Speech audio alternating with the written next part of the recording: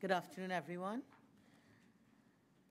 And today we shall embark on the follow-up of the Public Administration and Appropriations Committee's 9th report on an examination of the Ministry of Public Utilities. I wish to welcome the Permanent Secretary of the Ministry of Public Utilities. My name is Bridget Anisette George. I'm the Chairman of the Public Administration and Appropriations Committee.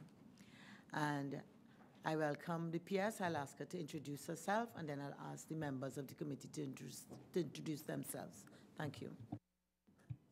Good afternoon, Chair and members of the committee. I am Beverly Khan, Acting Permanent Secretary in the Ministry of Public Utilities. Thank you very much. Starting from my extreme right. Good day. Daniel Duki is my name, member of the committee. Good evening. Good afternoon. Wade Mark, member. Good afternoon, Clarence Rambarat, member. Good afternoon, Amrita Deonarayan, member. Good afternoon, Ayana Webster Roy, member. Thank you very much. The Committee on Public Administration and Appropriations has a mandate to consider and report to the House on A, the budgetary expenditure of government agencies to ensure that expenditure is embarked upon in accordance with parliamentary approval. B, the budgetary expenditure of government agencies as it occurs, and to keep Parliament informed of how the budget allocation is being implemented. And C, the administration of government agencies to determine hindrances to their efficiency and to make recommendations to the government for improvement of public administration. The purpose of this meeting of the Public Administration and Appropriations Committee for the 11th Parliament is to discuss the challenges experienced by the Ministry of Public Utilities in responding to the committee's requests for information following the Ministry's response to the committee's 9th report.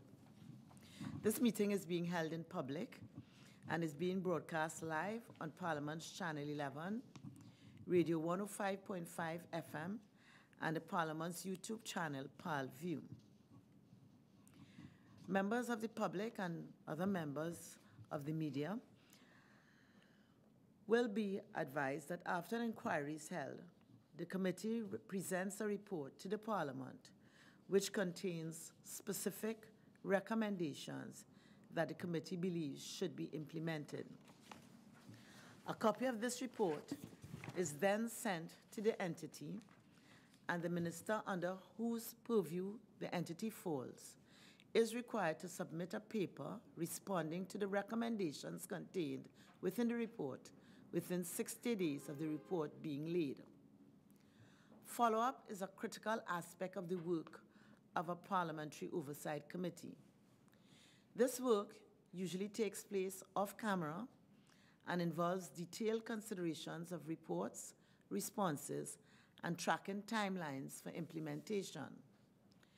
It is through follow-up that the committee ensures that the agencies being examined take the corrective action necessary to effect positive change in the delivery of services to the public. On December 21st, 2018, the committee requested information from the Ministry of Public Utilities on the implementation of its recommendations contained in the 9th report with a deadline of January 14, 2019. After the deadline on January 15, 2019, the Ministry requested an extension to January 31st, 2019, stating that it had been treating with limited human resources and competing priorities, and as such could not meet the deadline. This extension was facilitated. On February 1st, 2019, the Ministry requested a further extension to February 22nd, 2019, and stated that it was still finalizing its comments on the requested information. This further extension was facilitated. However, on February 14, 2019, the Ministry requested yet another extension to March 22nd, 2019 to submit the requested information. On February 15, 2019, the Permanent Secretary was invited to share with the committee the challenges being experienced in providing these responses. I therefore now will invite the Permanent Secretary to at least let us know what these challenges are to the questions which the committee had sent, and I will invite members of the committee if they so wish to make any comment or any contribution. Ms. Beverly Khan. Thank you, Madam Chair.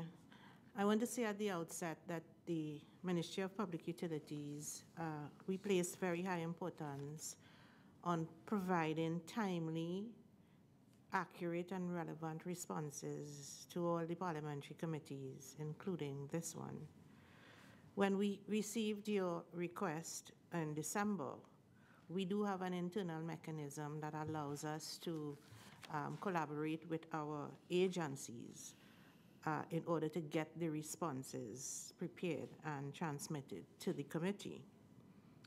Within the first extended deadline of January 31st, we indeed had most of the responses prepared. But even through this process, it required working with our agencies through several drafts in order to ensure that there was a pertinent response. We have had the experience, Madam Chair, with they giving us a long history, not giving the progress on the particular issue that was raised, and we had to keep going back to them. Nevertheless, we did have most of them completed. But in one particular instance, Madam Chair, we had to request further research be undertaken. And this is in specific reference to the matter relating to the leaking fire hydrants, for which we were required to submit a report since August 31st, 2018. And, well, there was no progress on that. And we wanted to ensure that at least we began and advanced the collaboration with the Trinidad and Tobago Fire Services. There were instances in which we had different positions between the Water and Sewerage Authority and the Trinidad and Tobago Fire Services as to exactly what is the state of the fire hydrants in the country.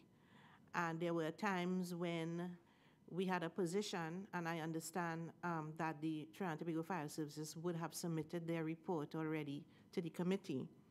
And when we saw the report and we consulted with WASA, they had different views on it.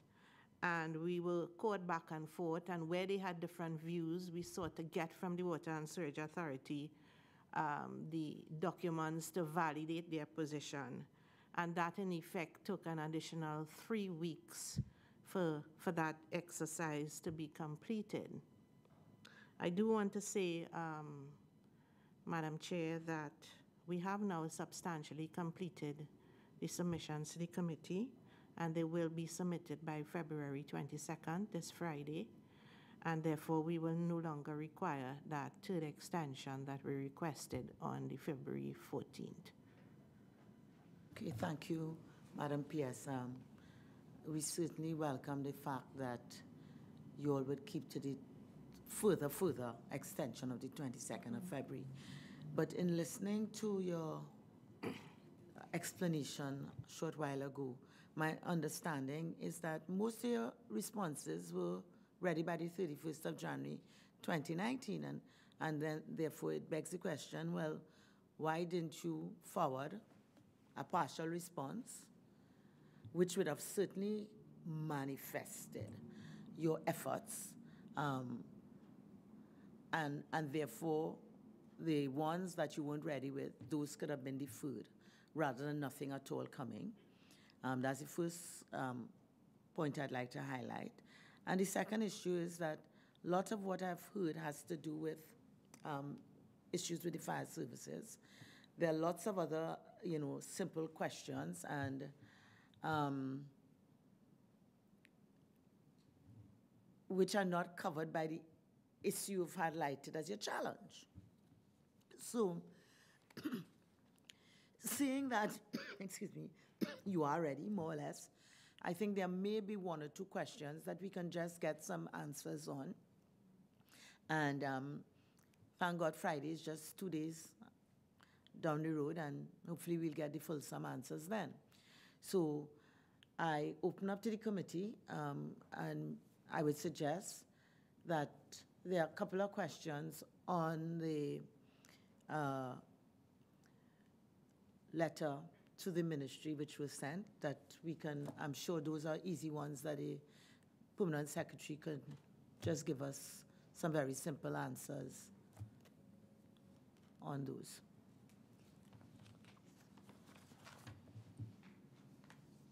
Okay, so I have a simple one, and this is with respect to a question we'd asked about the TGU, where you all had indicated in your response that TNTech wrote to TGU on June the 8th, 2018, on their management and mitigation of risk and its impact on the Commission.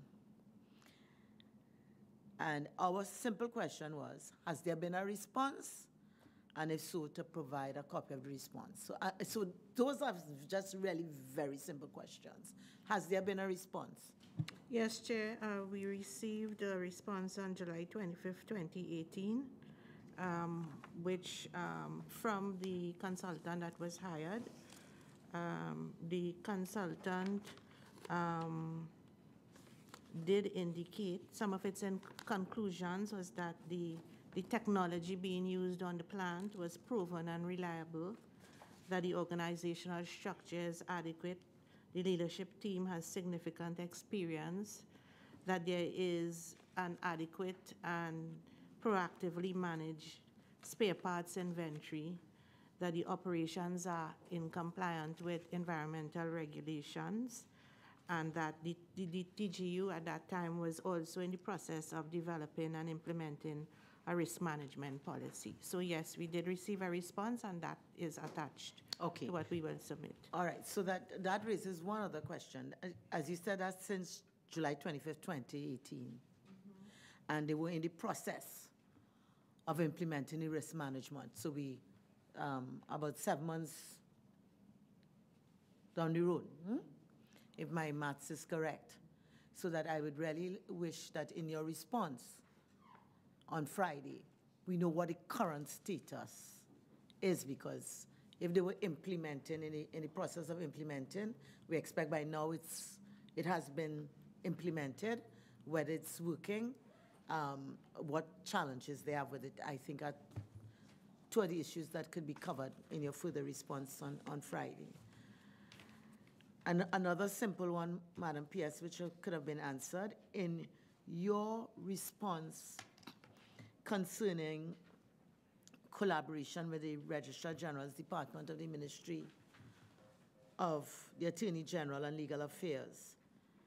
This is with respect to your Utilities Assistance Program, and where you all had pointed out in your initial responses to the committee that there were challenges in taking people off, so that some people were benefiting from the program because there was no way to know that the person in the household who was the intended beneficiary had died. And coming out of the public discussion, it was suggested that it's a simple mechanism to put into place with respect to there being linkages between yourselves and the Ministry of Legal Affairs, just as works with National Insurance. And this is something you all had said would have been implemented by August 2018. So certainly by January 14, 2019, one would have known yes, no, we do have the MOU, what the challenges are. So maybe you could give us some status on this. Yes, Madam Chair, unfortunately, we have not made any progress on this matter. There is a draft MOU that the ministry itself has reviewed, and that we have indicated that it is acceptable to us. We have all our IT systems in place to accommodate the agreement, but we have not been able to have it finalized with the Registrar General's Department. We continue to follow up with the RGD, Madam Chair, and we are working towards having this MOU signed off. Well, I will now say March. We are working towards that happening. We have been trying without success to get, out of the RGD. I have to say that in one of the discussions with the Registrar General's Department, because TNTech had made a similar request for information sharing with the RGD, the position of the RGD at that time was that we can do public utilities and TNTech together as part of one information sharing MOU. But we have not been able to get that completed.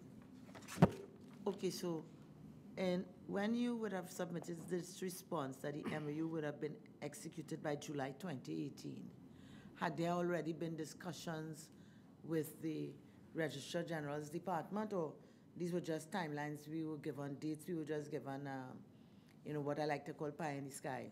No, Madam Chair. We did have initial discussions with the RGD. And if 7 months later nothing has materialized, what gives you some reasonable assurance that in the next, I'd say 6 weeks, you get done what wasn't done in 7 months? Well, Madam Chair, we will continue. I do plan to go and actually meet with the RGD and express our the urgency of having this done for the effectiveness of the program. So the intent is to really make a very strong effort to get that done. Member Mark? Thank you, Madam Chair. Mrs. Khan, Permanent Secretary, do you think there's need for ministerial intervention? The Attorney General and the Minister of Public Utilities, because it seems with your best efforts, given the time that has elapsed, you have not been successful. Have you considered having the ministers meet and treat with this matter, because it's a very important matter? Yes, I agree, Member, and it is, something that we may have to resort to, yes, within the very near future, if I am not successful in getting any traction on this matter. A very simple one, again, just a follow-up on what the chairman brought to your attention. We had asked, based on your submission, that in an effort to avoid the country and the taxpayers from being fleeced, you were to conduct what is called site visits to homes of beneficiaries of this utilities bill assistance program in order to verify that these people are alive and eligible. And some simple questions were asked of you: how often these random site visits take place? What is the process for selecting samples of beneficiaries? And have you been able to identify any attempts to commit fraud during these site visits, which, because of your everyday activity involved, your everyday activity rather in this matter, ought to be very simple and straightforward? Why has it taken so many weeks before we can get a response?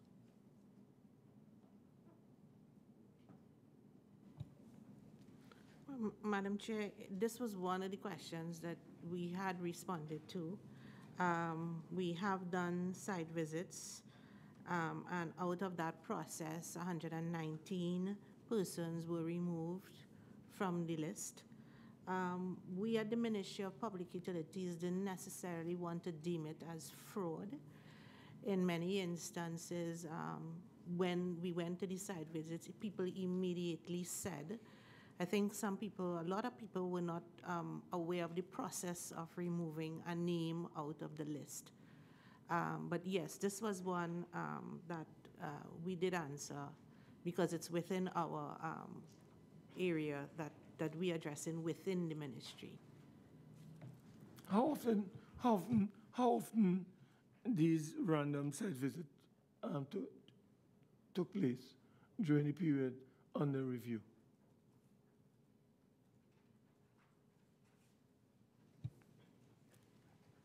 Well, we did, let me first say, we did 3% of the total beneficiary population for the UAP, which is about just over 13,000. And we do have, limited resources in terms of doing the site visits.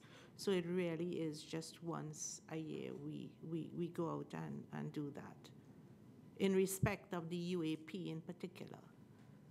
But the other programs that we have, one of the conditions, of course, for being a beneficiary is that a site visit must be conducted to determine need, and that is in relation to the residential electrification program, assistance program.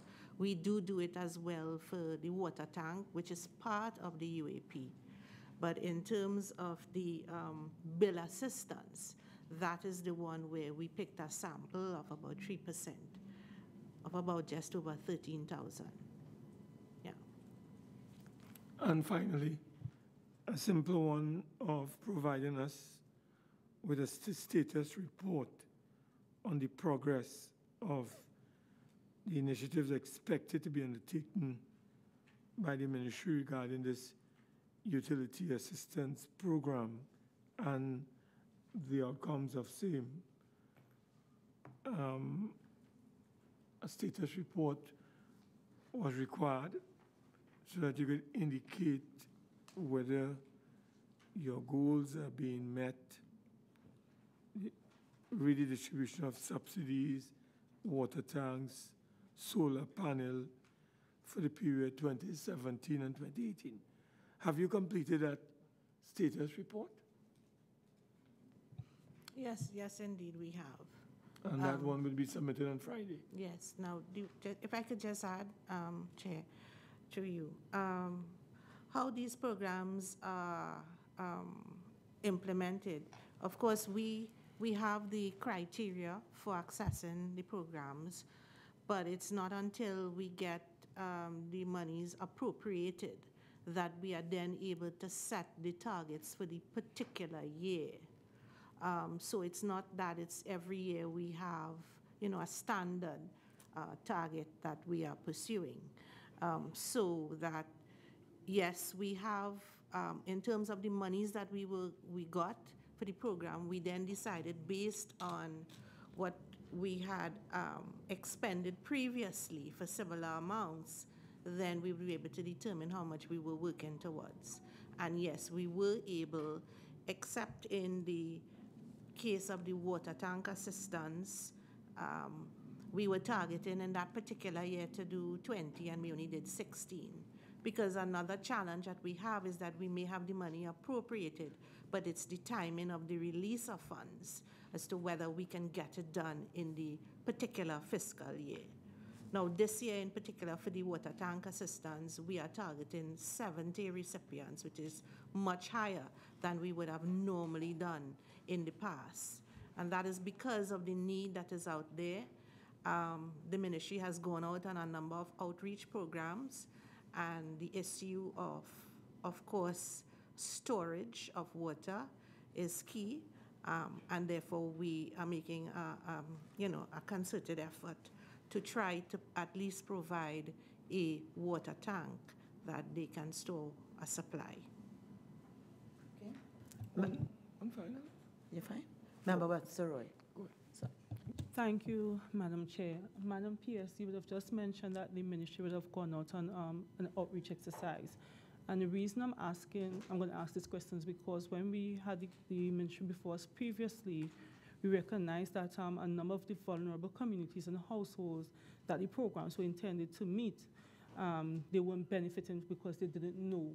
And if they knew about the programs, they didn't know how to really access them. How many outreach programs you all have had to date from the last time you would have met with us?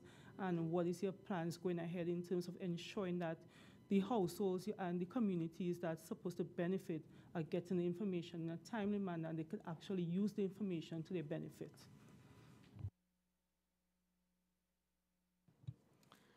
We have done 4 outreach sessions from September to February. We plan to do 8 more for this fiscal year. We have been partnering with the different ministries, Ministry of Social Development, when they have outreach exercises, because of course we have limited funds. We have been partnering with the regional corporations and any community meetings that are happening and they invite us, we go. But the outreach sessions that we are doing now it's slightly different from what we had in the past. Other than citizens having the opportunity to come and express what is their concerns and the conditions that they have had to endure, really. We have been having like a 2-hour session before in which we are actually explaining to people on a one-on-one basis what is available. And then, of course, as part of the outreach for these outreach sessions, we have been working with the regional corporations and the various councillors and members of parliament to say, you know, take it out and bring the forms back in, and we will immediately assess it. I have to tell you, we did the outreach session in Sani Grande late last year, and 2 weeks ago we delivered 21 water tanks almost immediately. So yeah, so we have been trying with limited funds to get the message out. Yes. Member Oliver. Thank you very much. P.S. I'd like to look at risk management at TNTech. The committee would have recommended that TNTech develop a risk register, and you'd have indicated that TNTech had embarked on an enterprise risk management program and to be led by a risk oversight committee. Could you advise on the status of development of the risk oversight committee and whether TNTech does in fact have a risk register at present? Okay, so the committee, the recommendation was that they hired a consultant to assist in doing the risk register and the methodology for identifying and treating with risks.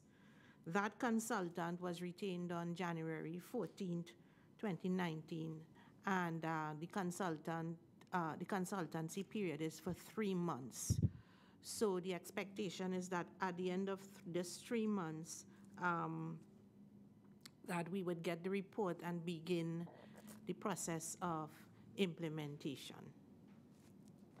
I'd just like to, now, I mean, from what I see, your initial response was that you would develop a risk oversight committee. See, risk management in an entity, particularly a high-risk operating entity, cannot be done by a consultant producing a report and giving it to the management. I mean, it has to be something that has to be owned by management within the organization. And in order for it to be properly implemented, you have to have all the senior managers really in the organization need to be part of the enterprise risk management or the risk oversight committee as you recommended. So the approach of, I mean, a consultant can assist the organization in coming up with their ERM policy, which is something that you'd also lean to your audit committee of the board to be able to advise the management on how the risk management is done. So I I'm not comfortable that the approach of a consultant with a 3-month contract would give us the results that we need, because a risk register is a live document that has to be worked on and reviewed at least monthly by the management team to ensure that your risks are being managed. So I'd like you to pay particular attention to that, and see, we'd certainly want to see some follow-up, because the original recommendation was that a register be developed by June 30th, 2018. And for a company that has been operating so long in a high-risk environment, I mean, the company should at least have a handle of its top 10 risks. If not through a full risk register system, they should know what their high-risk elements are. So I certainly hope that we could see some results coming out of that quickly, because TNTech really is a critical operating entity in this country. And Madam Pierce, one last thing I would like to ask in anticipation of the responses that we would get. About a year ago, you all would have indicated and admitted that there was no authority given to TNTech to retain its unspent balances for the electrification program. And in your response, what we were told is that cabinet approval was being sought and a note was being prepared. That was sometime early February 2018. So I'd be happy if you could indicate to us if that note has been approved, and what is the status with respect to the retention or the authority to retain unspent balances for the electrification program. Well, Madam Chair, the issue of the unspent balances is not only related to TNTech, but it's an issue that is also in existence for the Water and Sewage Authority, the Solid Waste Management Company, and the Trinidad and Tobago Postal Corporation, right? TNTech has by far the largest amount of the unspent balance, but it's not just TNTech. And yes, we have done several drafts of the cabinet note, Madam Chair. It has not yet been sent to the cabinet, but the intention is that, well, the commitment is that it will go in this quarter to the cabinet. We have been putting systems in place to ensure that that unspent balance does not get bigger, right? And we have indicated as much to the agencies. We meet with them on a regular basis, and they are required to report on it and to ensure. We have said to them that there should be no accumulated balance after this fiscal year, and that now the process for releasing money to them, it's not until we are certain that they are in a state of readiness to execute. Because what they have been doing is that they ask us for the releases, they send forward the documentation. It may happen that there's something went awry with the procurement process, and then what they do is they hold the resources. And that has been something that, has been happening since about 2013, and the balances have been accumulating. So to answer your question directly, Madam Chair, the note has not gone as yet, but it will be going, yes. So let me ask something that I found interesting. When you said they were told that the unspent balances are not to grow. What that means is that they could spend out all the money they already have. They only... I'm not sure what that means. Madam Chair, they are only allowed now to spend the unspent balance with the approval of the ministry, so that we can ensure that the original intent for which the money was appropriated it is consistent with that, notwithstanding the fact that it is not a practice that is acceptable according to the regulations. And therefore, the largest pool of resources is with TNTech, and there is a huge demand for, street lighting and the, electrification of parks and recreational grounds. There's a huge demand for it. So we are looking to see where best the resources could be applied. We have even said to the agencies that any balance you have at the end of fiscal 2019 must be returned. But isn't that what is properly to be done? That is that what any fiscal every year it Okay. should be returned. What are the penalties for failure to do that?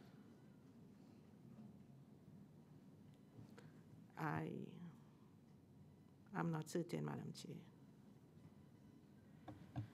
So as PS, you're not certain?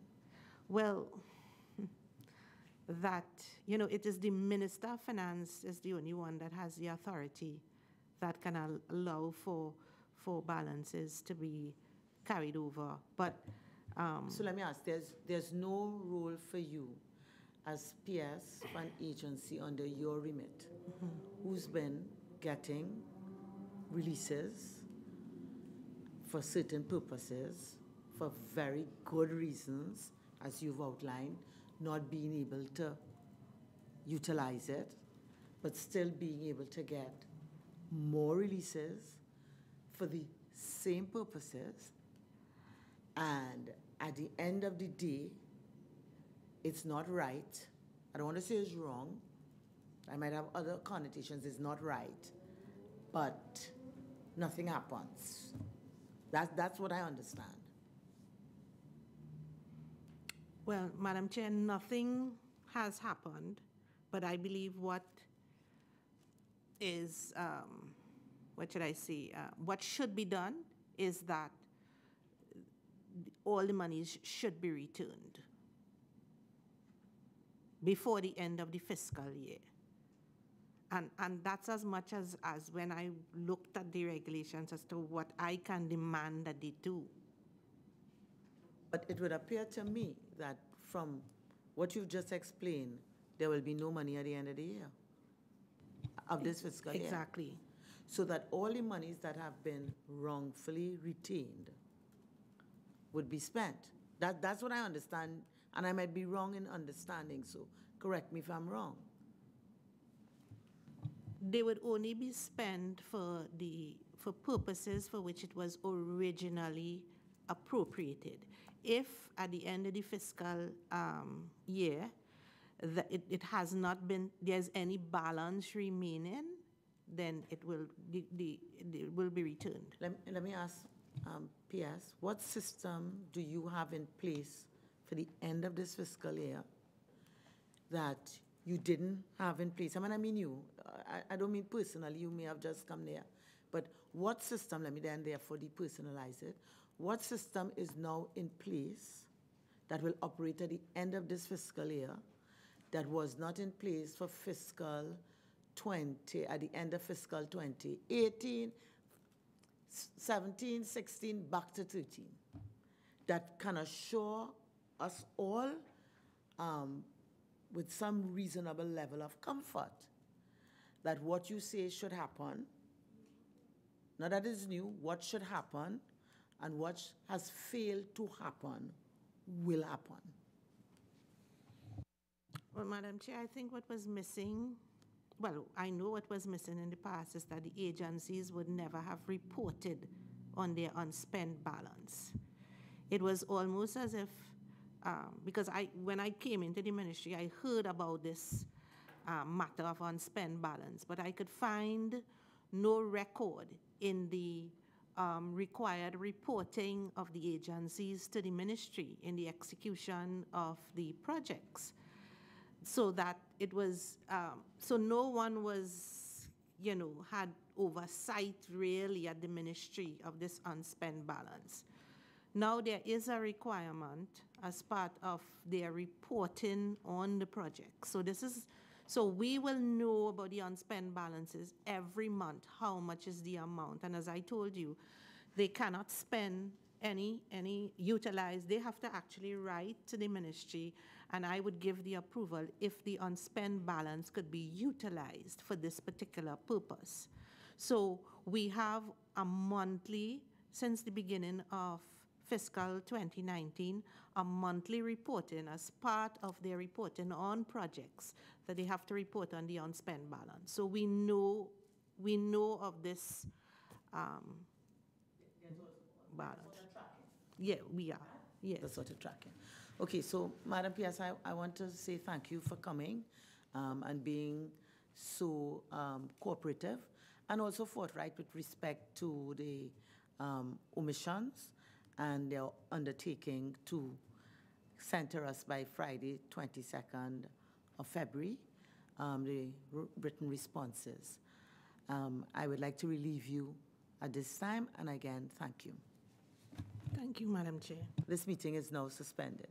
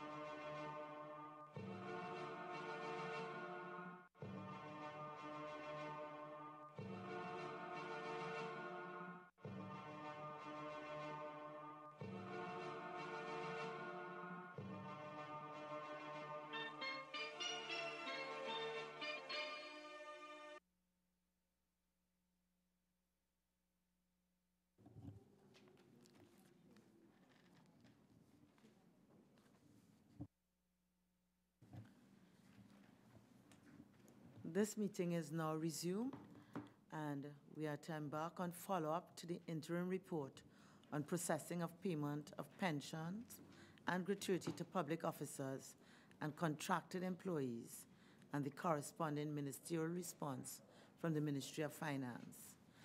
I therefore welcome the officials from the following entities: the Ministry of Finance, the Personnel Department, the Ministry of Public Administration, the Office of the Prime Minister. I am Bridget Anizet George, Chairman of the Public Administration and Appropriations Committee. The purpose of this meeting of the Public Administration and Appropriations Committee for the 11th Parliament is to follow up on the interim report on processing of payment of pension and gratuity to public officers and contracted employees and the corresponding responses from the Ministry of Finance. The committee is desirous of hearing from key officials of the Ministry of Finance, Personnel Department, the Ministry of Public Administration, and the Office of the Prime Minister to discover what progress has been made in the processing of payment of pension and gratuity to public officers and contracted employees since the committee's interim report was presented on November 9th, 2018. The committee also wishes to discover any challenges which continue to be faced by the entities and determine possible solutions to these challenges. The role of the committee is to assist the ministries to achieve the efficient delivery of services while ensuring that expenditure is embarked upon in accordance with parliamentary approval. Viewers and listeners can send their comments related to today's inquiry via email parl101@ttparliament.org, facebook.com/ttparliament, Twitter @ttparliament.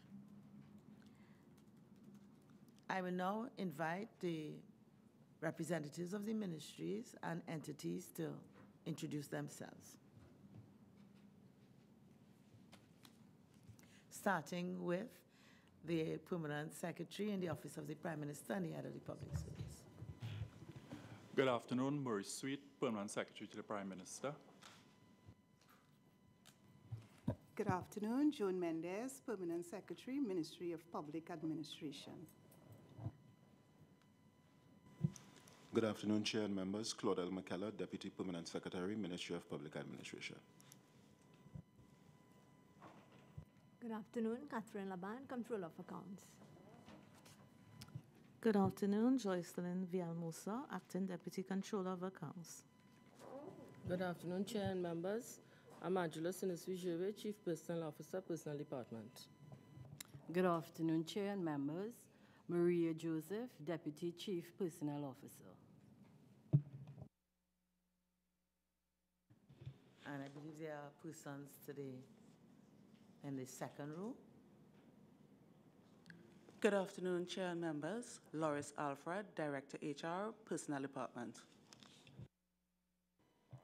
Good afternoon, Chair and members. Vashti Miraj, Director of Pensions. Good afternoon, Chair. David Sami, Acting Senior Human Resource Officer at the Personnel Department.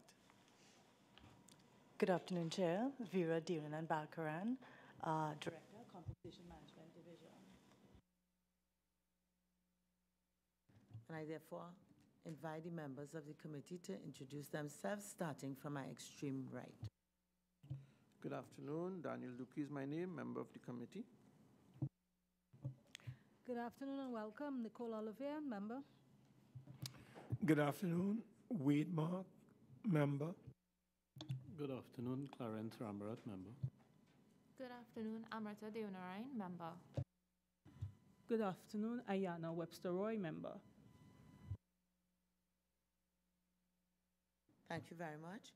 And I wish to offer the opportunity to the various heads of the entities to make an opening statement if they wish, so that the Controller of Accounts, the Chief Personnel Officer, the PS in the Ministry of Public Administration, and the PS in the Office of the Prime Minister are invited, if they so wish, to make an opening statement. Thank you, Chair, for the opportunity to be before this committee to discuss again the issue related to the processing of pensions for both civil servants as well as contract officers. I know that you would have asked the Ministry of Finance to comment on some of the recommendations that the committee would have made, and that we'll have further discussion on that, so I won't address my initial comments to those issues.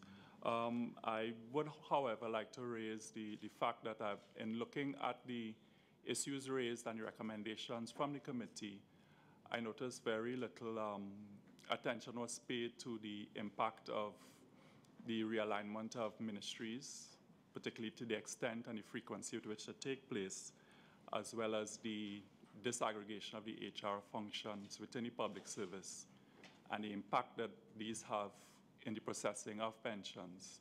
I mean, the issue of the backlog, a lot of it is really a symptom of a larger problem. And I don't know if it is that the committee intends to look at that issue at another occasion, but I just wanted to place that on record. Thank you. Thank you, Mr. Sweet. P.S. Mendez. Good afternoon again, Madam Chair and members of the committee. We are pleased to be here to participate in this inquiry into the process and system for processing and payment of pension and gratuity to public officers and contracted employees. For the record, there was a ministerial alignment effective June 7, 2018, where the then Ministry of Public Administration and Communications was split into the Ministry of Public Administration and the Ministry of Communications. The Ministry of Public Administration's mandate remains as Public Service Modernization and Transformation and National ICT. In this regard, we are pleased to continue our involvement with other stakeholders in formulating and implementing a solution to this very troublesome issue of the process and system for processing and payment of pension and gratuity to public officers and contracted employees. In our last response to the committee in November 2018, the ministry would have advised of a new project, standardization of human resource management units, of which pension and leave is one of the many processes to be addressed. The HR standardization project is aimed at reviewing HR processes to identify redundancies and inefficiencies, making allowance for the re-engineering of those processes, including existing technology, IRIS, and standardizing such across the civil service. Employee biodata and job information from entry into the public service to separation is collected, maintained, collated, and forwarded to the Treasury Division by Human Resource Divisions to initiate the preparation of separation benefits. It must be noted that there are several policy-guided processes that dictate the maintenance of this data, which is plagued with multiple interpretations, errors, incompleteness, and tardy submissions, which in turn delay the delivery of benefits by the Treasury Division. The Ministry of Public Administration-driven project will ensure that the most efficient iteration of each HR process will be adopted and standardized. Enabled by the IRIS modules, public officers' biodata and job information will be stored in a central system, IRIS, facilitating immediate access by all necessary users and accurate electronic computations when the Treasury implements the pension administration module. This project is consistent with the work we completed with the Ministry of Finance on IRIS, as was reported in previous submissions to you. The Ministry of Public Administration is due to meet other counterpart teams in 3 ministries in late February. With respect to training in pension and leave targeting the officers who possess this, the ministry has trained 119 persons since April 2016 to date. We have workshops planned for March and May 2019. This training program has been developed with Treasury and the Personnel Department to ensure alignment with guidelines. With respect to the Business Process Management Initiative, which is to be used in service and systems improvements across the civil service, the committee is asked to note that there will be presentations of this process at the next Board of PS's meeting, Deputy Permanent Secretaries Forum, and the HR Forum. As usual, Ministry of Public Administration will continue to support and, of course, drive the change that is required in all these initiatives. Thank you. Controller of Accounts. Good afternoon, Madam Chair. Thank you for inviting us, and I welcome the opportunity for us to work together and for us to discuss matters relating to the payment of pensions, so that we are heading, as we head towards the payment of pensions on time. Thank you. I have no further comments. Madam Sipio. Good afternoon again. I think I'll be just as brief to say that Personnel Department is quite aware of our role in determining terms and conditions of employment for contract employees and to assist ministries and departments in getting the officers' P&L records correct by assisting in any way possible with determination of increments, etc. So we are here to assist in any way that we can, and I look forward to the opportunity to be part of this deliberation. Thank you. Thank you very much. So I think I want to start off the conversation with respect to the short and medium-term measures which were identified in the responses from the Ministry of Finance, and particularly relating to the Treasury Division.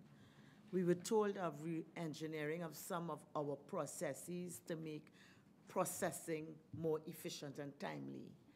And therefore, I felt that this conversation will give a good opportunity for Controller of Accounts to flesh out what this means in terms of the Treasury, in terms of identifying the processes which have been re-engineered, what is the nature of the re-engineering, and the efficiencies which have been realized, and how these efficiencies are measured. What are the measures? Madam Chair, some of the measures that we have taken in terms of re-engineering our processes with the movement of files, because as you know, we have many files in the system, and when files move from one area to the other, it takes a while. So one of the processes is that we had the documents are sent directly from approvals to the accounting section. Previously, documents were sent from approvals to registry, and that would have taken about a week to go back to accounts for the preparation of the checks. So that cut down about a week or two.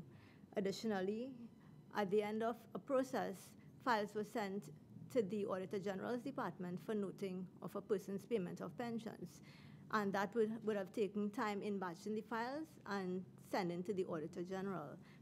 Additionally, the same officers at the Auditor General's Department who were involved in verifying the files would have taken time to note these files that are being sent and to send back to the Treasury Division. So again, the time was cut down there in terms of the Auditor General's rule. And we also continue to look at our other processes in terms of re-engineering.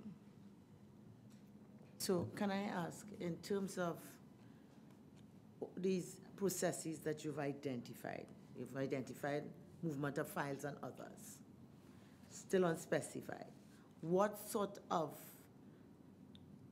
time reduction has resulted?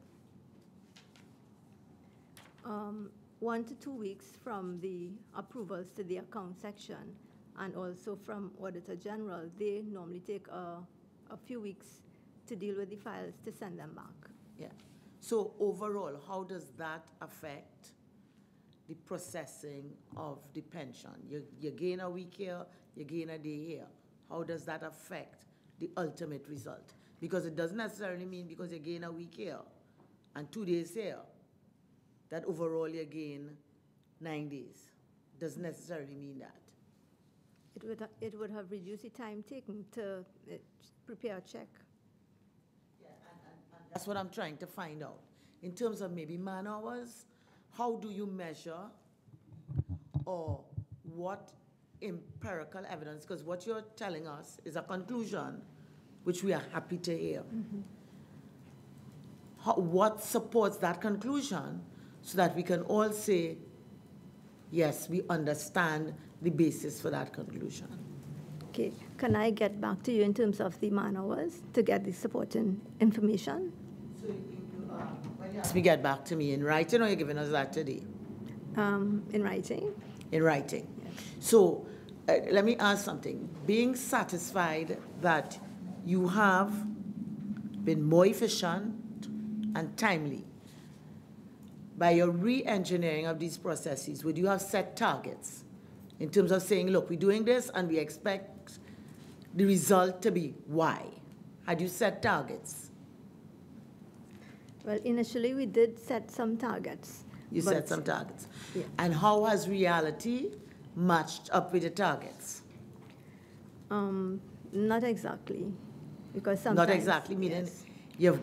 you surpassed your targets, or you fell short of your targets? Oh, we fell short in some areas. You fell short in some areas. So in the time you're asking me to answer all of these, the first question that you asked time for, I would like you to address all of that. Where you're falling short, what your targets were, identify the actual against the target, and then what measures in the areas that you're deficient, what measures are you intending, and by when, to see how much closer you can be to realizing your target. Member Duki. Madam Chair, staying with the whole issue of re-engineering and the re-engineering in terms of the development of new business processes, are there new or is there a new skill set identified that may be needed because of new business processes now being introduced into the process? But I know Ms. Mendez would have spoken about the whole approach to business process reengineering. So I'm asking the question, because of the new processes that are being introduced into the entire process, or series of smaller processes that are interconnected, is there a new skill set requirement in the entire operation?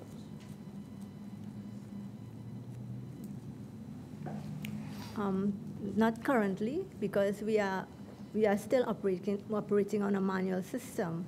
When we are looking at the implementation of the pension software, then we will be looking at new skill sets. The operation. Well, there are new business processes that have been identified. Am I correct in making that statement? Yes. And because of these new business processes, are you saying that they are going to utilize the existing skill set or skill sets that are available? Or would there be the need for, while you may require some of the existing skill sets, would there be the need for additional skills and competencies to make the re-engineered process work better? At the moment, we are using the current skill set, but as I said, with the introduction, when we do introduce the pensions modules, then we would know what other skill sets would be required. So as it is now, we don't know? No. But are we using currently new processes to improve the current situation? Well, So we are still operating on what existed before? Yes. To 100%? Well, apart from the few areas that I had identified. And those new areas that you have highlighted, are you saying that they can be operationalized or they are being operationalized with the existing skills and competencies that are available? Yes, because it's really looking at the workflows of the system. Member Oliver? Thank you, Madam Chair. I just want some clarity on the change in role of the Auditor General. You indicated that the Auditor General's office would have taken a couple of weeks. I didn't quite get what the reduction was. Are you still sending the approval to the Auditor General for their checks, or have you eliminated that step? What I was referring to was we would send a spreadsheet with the list of information to the Auditor General instead of sending the scores of files that we would normally send for them to note. Okay, so that makes it a more efficient process. Okay, now those examples that you give, these are from approval to payment. So this is those steps that you gave would be to reduce the time taken to produce the check. I don't know that was the largest time frame involved in the entire process. And this is at the end of the process once you have once everything is complete and you approve it. But have you re-engineered any of the processes before that stage so that you can get to the approval stage in a shorter time period? No. Okay. Member Mark? But, sorry, Member Oliver, if you're not finished. Yeah, I also wanted to, in your response, you also indicated that you have rehired some retired Treasury officers to assist with clearing up the backlog. Could you give an indication as to how many of these officers you have rehired? We hired 8 of these officers, but can I just go back to the previous question in terms of other processes? We did undertake a project recently for file tracking to track the files on the system, whereby the files were tagged in order to be able to track them more efficiently on the system. So that is one of the projects that we had also undertaken to increase the efficiency in which files were tracked and used in the processing of pensions. But is that system just within your department or throughout the public service? No, it's with the pension files, with the pensions files. But the system within the Treasury. Within the Treasury office, but not throughout the public service? No. So you still limited then by missing files that would have gone missing elsewhere outside of the Treasury Department? Yes, but we have no control over the files in the other ministries. I appreciate that you are doing what you can within your division to assist the process. But back to the retired officers. Would these persons have been recently retired officers or officers who would have retired within the past few years? Within the past 2 years? Few years. Few years. Could you tell me if they received their pension payments on time? I can't say if all of them did. Actually, I know for sure one of them didn't because there was some issue with the files.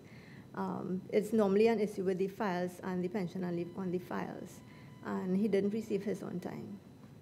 Okay. Member Mark? Madam Chair. Mrs. Laban, I just wanted to ask, follow up on the falling in the footsteps of the chairman. Can you share with us, given your recent reprocessing, re-engineering, even within the manual framework, because you are still not fully digitized and automated. If it, on average, took 1 year for a retiree, a public officer, a civil servant, when he retires, from the system to secure his pension. With your new system and processes that you have outlined, what would be the new period? What is the new time period it would now take this retired public officer who left the service in 2018? How long will it take, given the new systems that you are seeking to establish and employ, for that individual to retain, or receive rather, his new check, or his check, his retirement check? From 1 year, let's say it used to be, what would it be now? Well, if all the documents are submitted and all the documents are accurate, as long as we have all the relevant information, it would take up to a few months to calculate the pension and pay, up to maybe 2 months. You mean with all systems on go? Meaning that all the papers are in order, all the files are in order, it will still take between 6 months and a year? Is that what you're telling this committee? No, I didn't say 6 months to a year. I said up to maybe 2 to 3 months, because it has to go through all the processes, from approvals to accounts to Auditor General's department as well.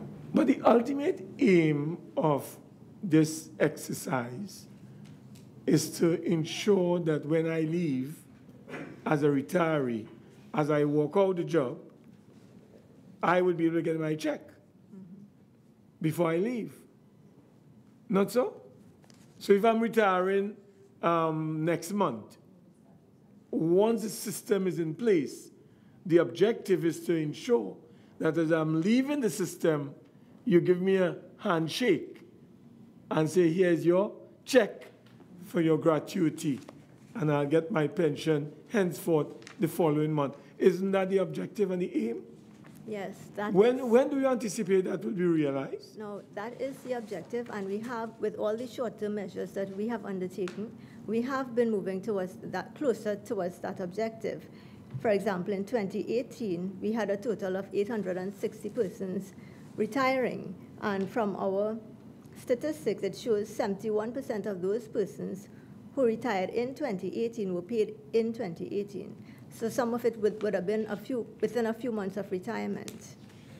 Ms. Laban, what is a few months? Isn't there a statutory requirement with respect to pensions? Yes. What is it? It is to pay on time. It's ready to pay on the date of retirement. All right. So what is a few months? Because I keep hearing a few months. I'm not sure. You know, in local parlance, I don't know what few means. Yes, it is a few months because... No, what is a few months? 6 months is a few months? Yes, it could 2 be months 6. is a few months. What do you define few months to mean? Or what is your experience of a few months in the Treasury? Well, we really aim to pay on time, which is on the date of retirement, and we have paid a few persons on the date of retirement. How many? A few. Out of the 850 in 2018 that you say were retiring, 71% were paid in 2018. That might be outside of what you define as a few. How much of that 71% who were paid within the current year qualified for a few months? Okay, I can get that statistic to you by tomorrow, how much were paid on time. Okay. On time for you, let me just make sure I understand, Ms. Lema. Is there a difference between on time and a few months? I just want to ensure that we're going down the same road. I'm not trying to be difficult. Just want to ensure that we're understanding each other well. Yes, on time is on the date of retirement. Right. Yes.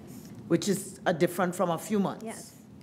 Okay, thank you. So you will tell us the percentage paid on time of the 71% that were paid in the same calendar year, and you would tell us the percentage paid within whatever the few months is. I take it, they say 2 to 3 months.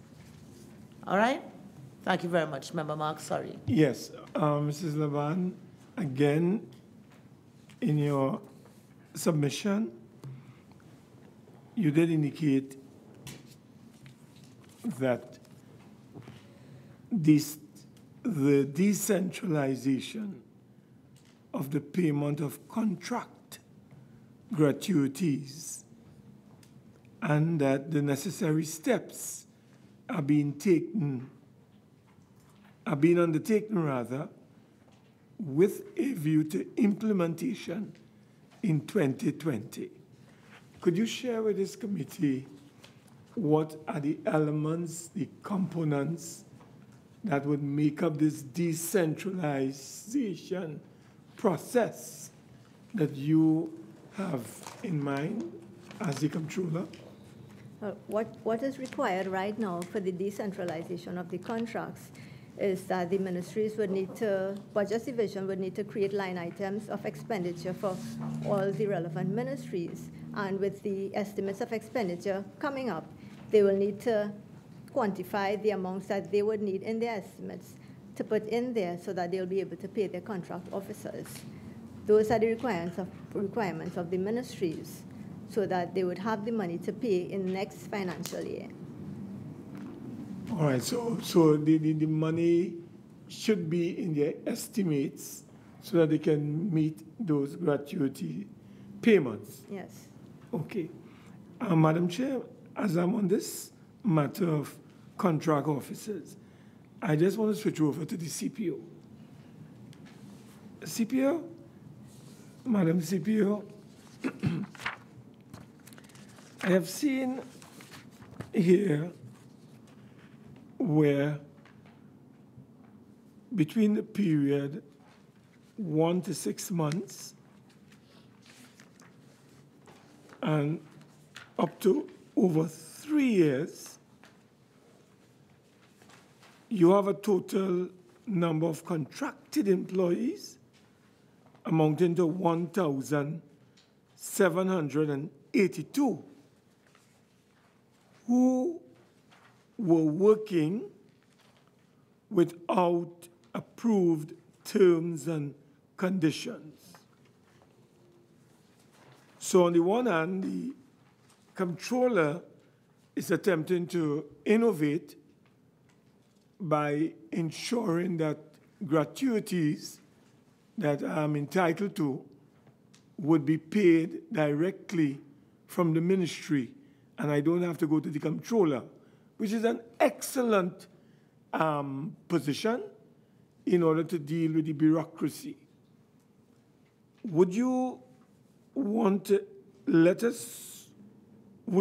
share with us what is your thinking as it relates to the inability of the CPO department or the personnel department to have approved new terms and conditions for 1,782 contracted employees? And if I may share with you, 1 to 6 months, 694. Still waiting approved terms and conditions from the CPO. 7 to 12 months, 391. 12 months to 2 years, 311. 2 to 3 years, 275. And over 3 years, 111. Giving you a grand total of 1,782. Would you want to follow in the footsteps of Mrs. Laban, who has taken the revolutionary step, very innovative, of decentralizing the payment of gratuity? Have you given thought to the CPO department decentralizing terms and conditions for those employees called contracted employees, so they don't have to wait forever to get their new terms approved after working for 3 years. Could you share with us what your thinking is on this matter? I'd like to clarify that those figures are at September 30th, 2018, and since then we have reduced those figures drastically, so that the 111, we have dealt with 83% of those, so we are down to 54 over 3 years. And likewise, we have done the amount for 2 to 3 years. We have cut down that, so we paid out did terms for about 80% of those, like 60% for the ones 12 months to 2 years, and the 7 months to 12 months, we have cut down that by 50%. We have already standardized some terms, some positions, and we would have indicated earlier, those would be like our legal positions, communications, IT, the management positions, and the most recent one we did in 2018 would have been the procurement positions. We have next to do our facilities, manager, technician, those positions, as well as the monitoring and evaluation and the program officers. We have already come up with some terms to those, but we have to sign off on that.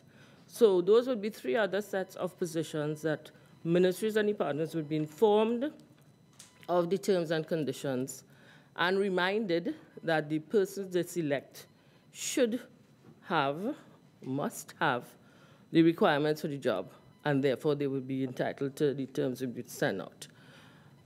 So we are in that process of doing some more positions, and that should be out during the course of this year. The other positions which are not yet on that, those groupings, will still have to come to the personnel department. We have tried to increase our contracts unit. We made a request to get 5 additional HR specialists and a compensation analyst and 2 senior HR specialists to beef up the contracts unit. Unfortunately, we were only given approval for 3 HR specialists, and we intend to have interviews within the next 3 weeks to fill those positions. So we will have a larger unit, and as I said, we are trying to fix terms for certain groups of positions which will avoid ministries and departments having to come to us for all their positions, as it is right now. You will agree with me, CPO, that whilst the grass seems to be growing, the horse is starving. And you would agree with me that we cannot continue to have a situation where the public service of Trinidad and Tobago that is responsible for the delivery of services in an efficient and effective and efficacious manner continue to operate in a horse and buggy period when we live in a technologically advanced age in this society. This is why I asked of you earlier whether the CPO or the personnel department is prepared to think outside of the box and give consideration, like the comptroller, with all the necessary safeguards. Don't get me wrong, you must have safeguards. And therefore, I'm asking to what extent you would want to probably consider or think about having your department decentralized as it relates to contract or contracted employees. That is the point I made, and I wanted to get a response from you in an effort to deal with efficiencies without in any way undermining the necessary safeguards that would be needed. So could you share with us what your thinking is on that, or am I putting you on the spot?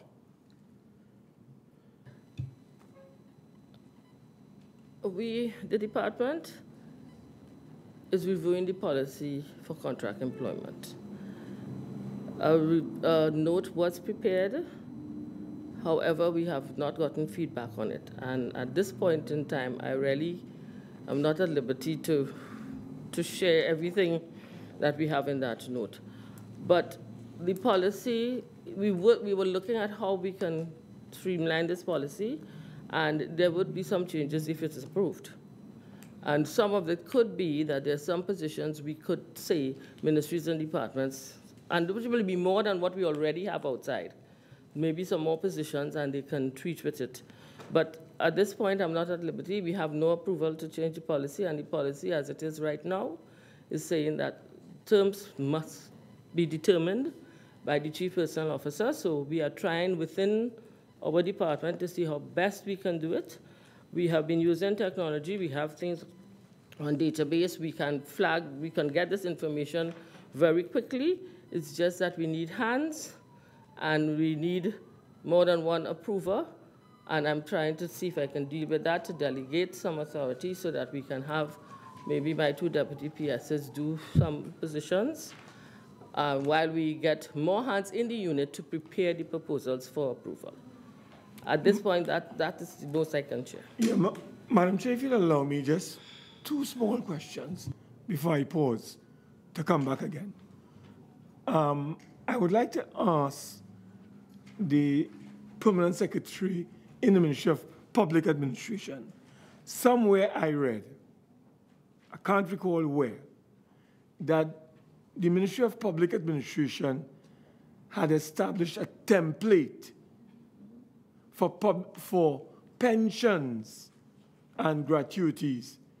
And what I read where this ministry, that is public administration, was using itself as the model. And they are hoping that when this process is effected, that other ministries can follow suit in processing pensions. So from the start, that is the record keeping, right down to the processing, linking up with the comptroller. Am I wrong or am I right? Member, that is so. We had looked at our processes internally with respect to our pension and leave. We have established, and there was a pension and leave unit, but we have just strengthened it, utilizing public officers. So within that unit, which is supervised by a senior human resource officer, we have clerical staff, and we have utilized persons who would usually be assigned in the accounting unit within that pension and leave unit. So it's a one-stop shop. Utilizing the IRIS, the beginning of the year, there will be a projection from a query using our IRIS of persons who would have to retire within the year. Actually, we did a 10-year projection. And the staff within that unit developed a template, because monthly I will get reports regarding persons who are due to retire, what are the status, what might be the challenges, particularly the challenges if you did not work within the ministry itself, you'd get in records from other ministries. This template was shared with the Comptroller of Accounts, who has modified it and has been shared with all permanent secretaries and human resource management units. It has been successful, because I can assure you within 2018, I think we had 100% of our retirees getting their checks on time. That's very well.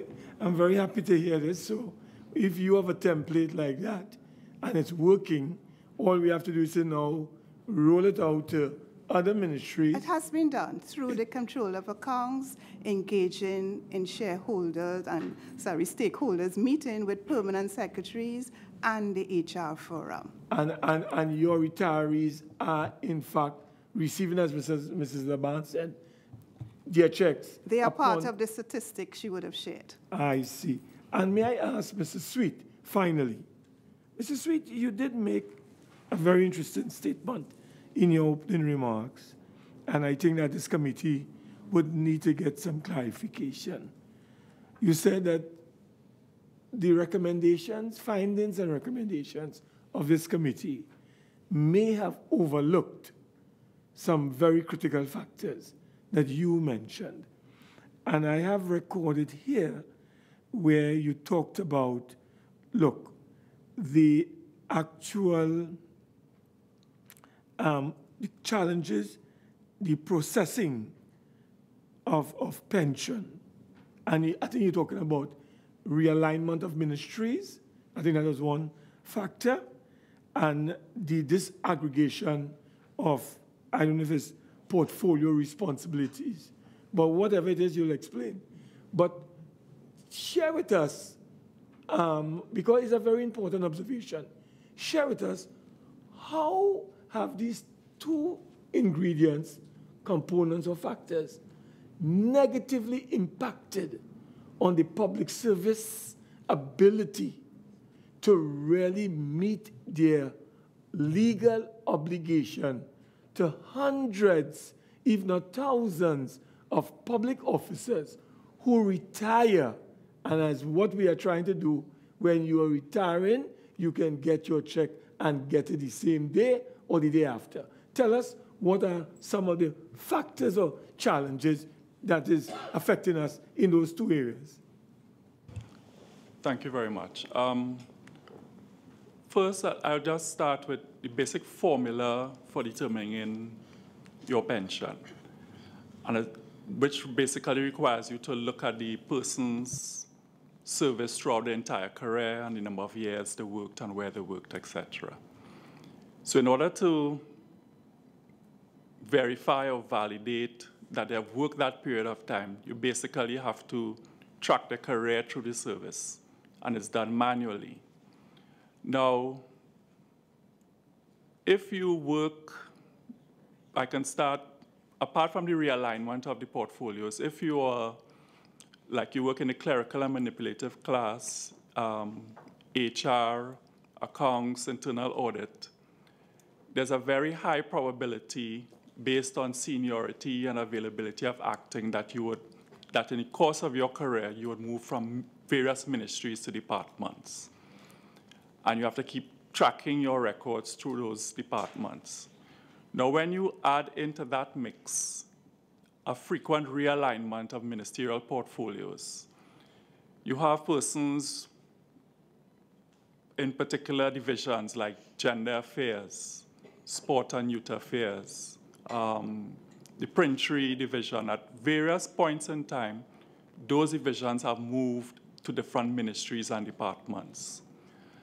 When you realign a ministerial portfolio, there's a process that takes place where the PMCD within the Ministry of Public Administration would look at what the proposed ministry in terms of the ministerial portfolio looks like, and then try to determine what the HR complement should be to reflect that. And they go through an exercise of basically number of posts of the different officers, what size HR department, what size accounting department, etc. You get cabinet approval. Once you get cabinet approval, the Service Commissions Department now goes through a process of basically writing each person individually, informing them that you have now been transferred to this ministry, etc.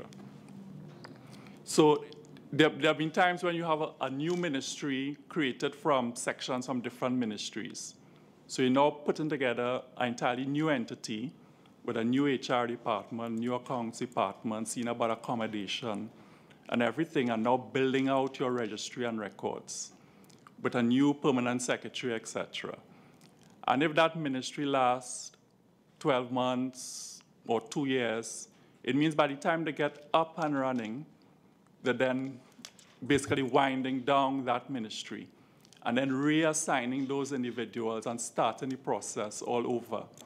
Now, if within that process of realigning a ministry, someone doesn't get a necessary record for that file, or they may not have gotten their acting approved, or some little piece is missing, it means when they go to the other ministry, that is missing. And if it's not discovered on time or corrected on time, it can get lost, basically lost in the system, especially if the ministry no longer exists. So if the ministry no longer exists, who do you write to get the records? So that is a danger and a frequent realignment of ministries. Okay, so not meaning to cut you, Mr. Sita, and I mean, I'm sure you're answering in response to the question posed by Member Mark. But I think these are things we would have traversed in the first part of the inquiry. But to test that, we just heard Madam P.S. public ad talk about 100% success rate in 2018. That is the classic ministry you're telling us about there. Not really. In terms of this, in less than a year, they were merged, not really. disaggregated. That didn't happen. Wasn't that the Ministry of Public Administration and Communication, yes. and then Public Ad? But you see, because you have a core, and that core is public administration. In addition, in public administration, over a very long period of the time, they had a mix of a very high percentage of contract officers and a low percentage of core support staff, like the HR accounts of public officers. So you have a relatively small core ministry that, notwithstanding you may add communication or information to it, the core remains steady. So that when those persons who are public officers within the ministry retire, it's easier to manage than, let us say, you worked in the Ministry of Environment, which would have brought on forestry and different elements, and then that is dispersed. There's nothing existing like the Ministry of Environment again. So you have some where changes, where you had finance, at one point it was finance and planning, but finance remained, planning came. When planning came, they came with their own HR and their own accounts, and then it separated. But when you start creating new HR and new accounts and then breaking it back down, so it's different. All right, so I just want to ask one question, so coming out to that, so I could have my other members speak. What have we learned from that? Well, because you said that it existed and you've given certain examples. What have we learned going forward from that, if it happens again? What have we learned? Well, you'll have to define for me we. What do you mean we? Because, I mean, okay. If you prefer me to say you. Okay, well, from my perspective, I mean, it's the more desirable process would be to reduce the frequency of the realignments, but that's beyond my control. It's not a perfect world. Right. You have something that you're dealing with, you realize what the fallout is, you realize it could happen again, right? You realize you don't have control of the perfect world. What have you learned? Well, the learnings, I always look at as to make it better. In the event it happens, I don't find myself as a kind of risk management and, resilience. What do I do in terms of developing manuals, charts, whatever, for in the event it happens again?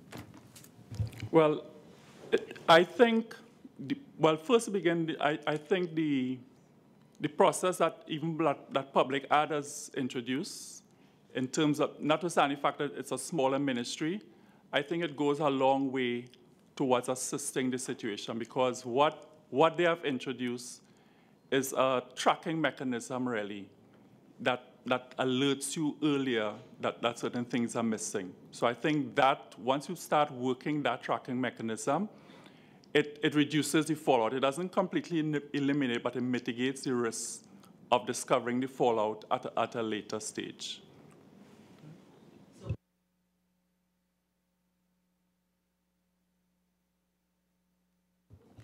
Member Webster-Roy.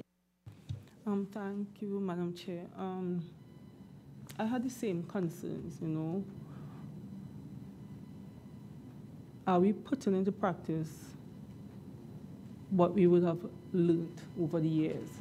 And what are we doing to really improve the service, right? Comptroller of Accounts would have indicated that they would have introduced a digital file tagging and tracking system. And whereas that would help you to locate the files, it would not help you to ensure that the information in the files are accurate and complete. And that is something that the Auditor General always points out, that the information, when you're looking back, you either have information that's missing or incomplete. And that in the long run, it impacts on people. And I say people impacts on my constituents who come to my office frustrated, waiting for years. I'm happy that public admin got it down to immediate, but we have people in Tobago who would work across, they'll come and do some time in Trinidad, come back to the THA, and at the end of the day, they're left suffering because they can't get their pension or their gratuity on time. What is being done? Why isn't the best practices from public admin implemented across the service? Where is the leadership in getting it done? Can I just go before Bob? Notwithstanding the fact that you put in that tracking mechanism now, remember, if somebody retires now, you're going back 40 years of their records. So you still have that issue of going to find records for 40 years. So I know what would have been putting recently, at least to eliminate the initial pain of having to wait longer, would be the new measure to at least pay persons, once they meet a minimum criteria, a basic pension, so at least they get something going forward. So that is something in terms of easing the pain that would have started this fiscal year, right? But in terms of going forward, you're trying to eliminate the loss of the records, but I mean, going back, it's really tracking the records on whether or not you can deal with it. And here is my frustration, right? I can't remember if it was this committee or another committee where I would have shared an example where somebody told me they had the information. They had all the information, but it couldn't be used. And for me, I just couldn't wrap my head around that. If it is that for some reason it got lost in the system, I have it, then why can't you use it to help make my situation better and other person's situations better? You understand?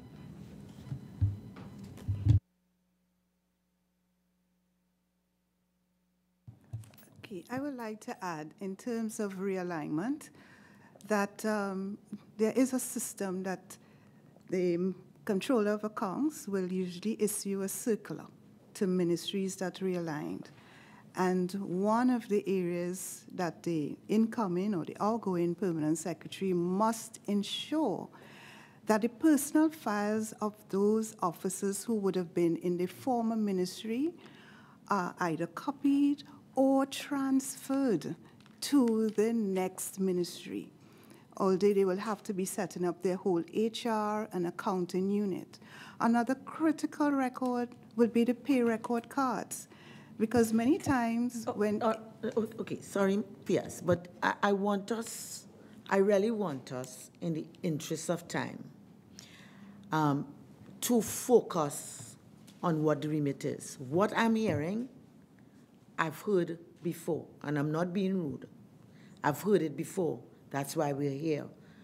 I could tell the member what she said was here, and I also remember another officer who's sitting to the back, who was sitting in your exact seat, saying she could have left with her own personal records, and we had a big discussion about that. So we understand the past. And really we're looking at what we've put in according to your recommendations and your responses. How is that helping the future?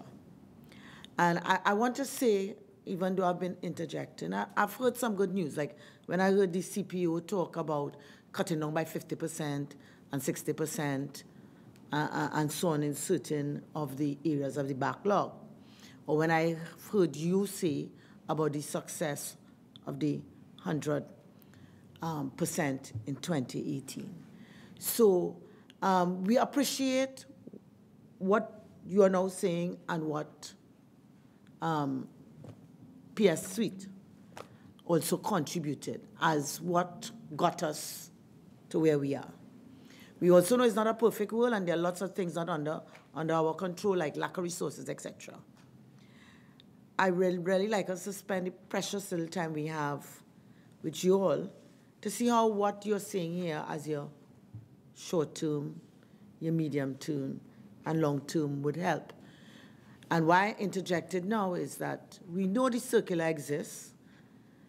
I will be bold enough to say that it is practiced in the breach, all right, or it was. And therefore, if now, having regard to what the recommendations, what are we doing to ensure that the circular is complied by with, okay, how are we monitoring? Who is responsible for the monitoring? How are they monitoring? Have there been successes? That's what I want us to look at. And while I've interjected, if I go back to PS Suite, when you spoke about the 3,500 interim payment, I believe that was supposed to start of January 2019. Has it started? How many people have been covered, well, as of January, and how many will be included in February?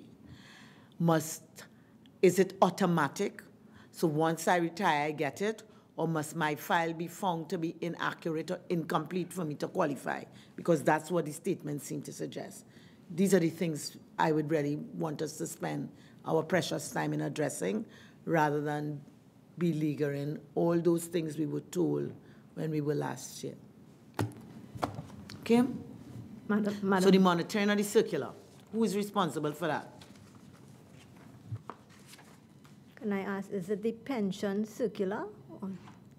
The financial management branch would normally go out to ministries to see whether they are in compliance with certain rules and regulations. Normally as of when? Sorry?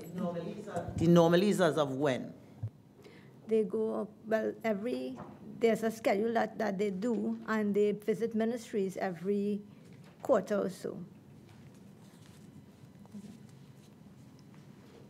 Has that started since you were last year, or was that started before you came here? The first time you all appeared here, which was April 2018.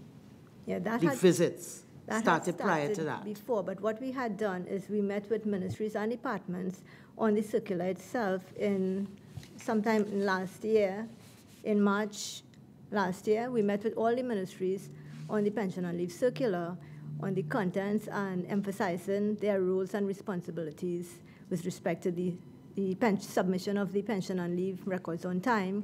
Additionally, we also met with the permanent secretaries.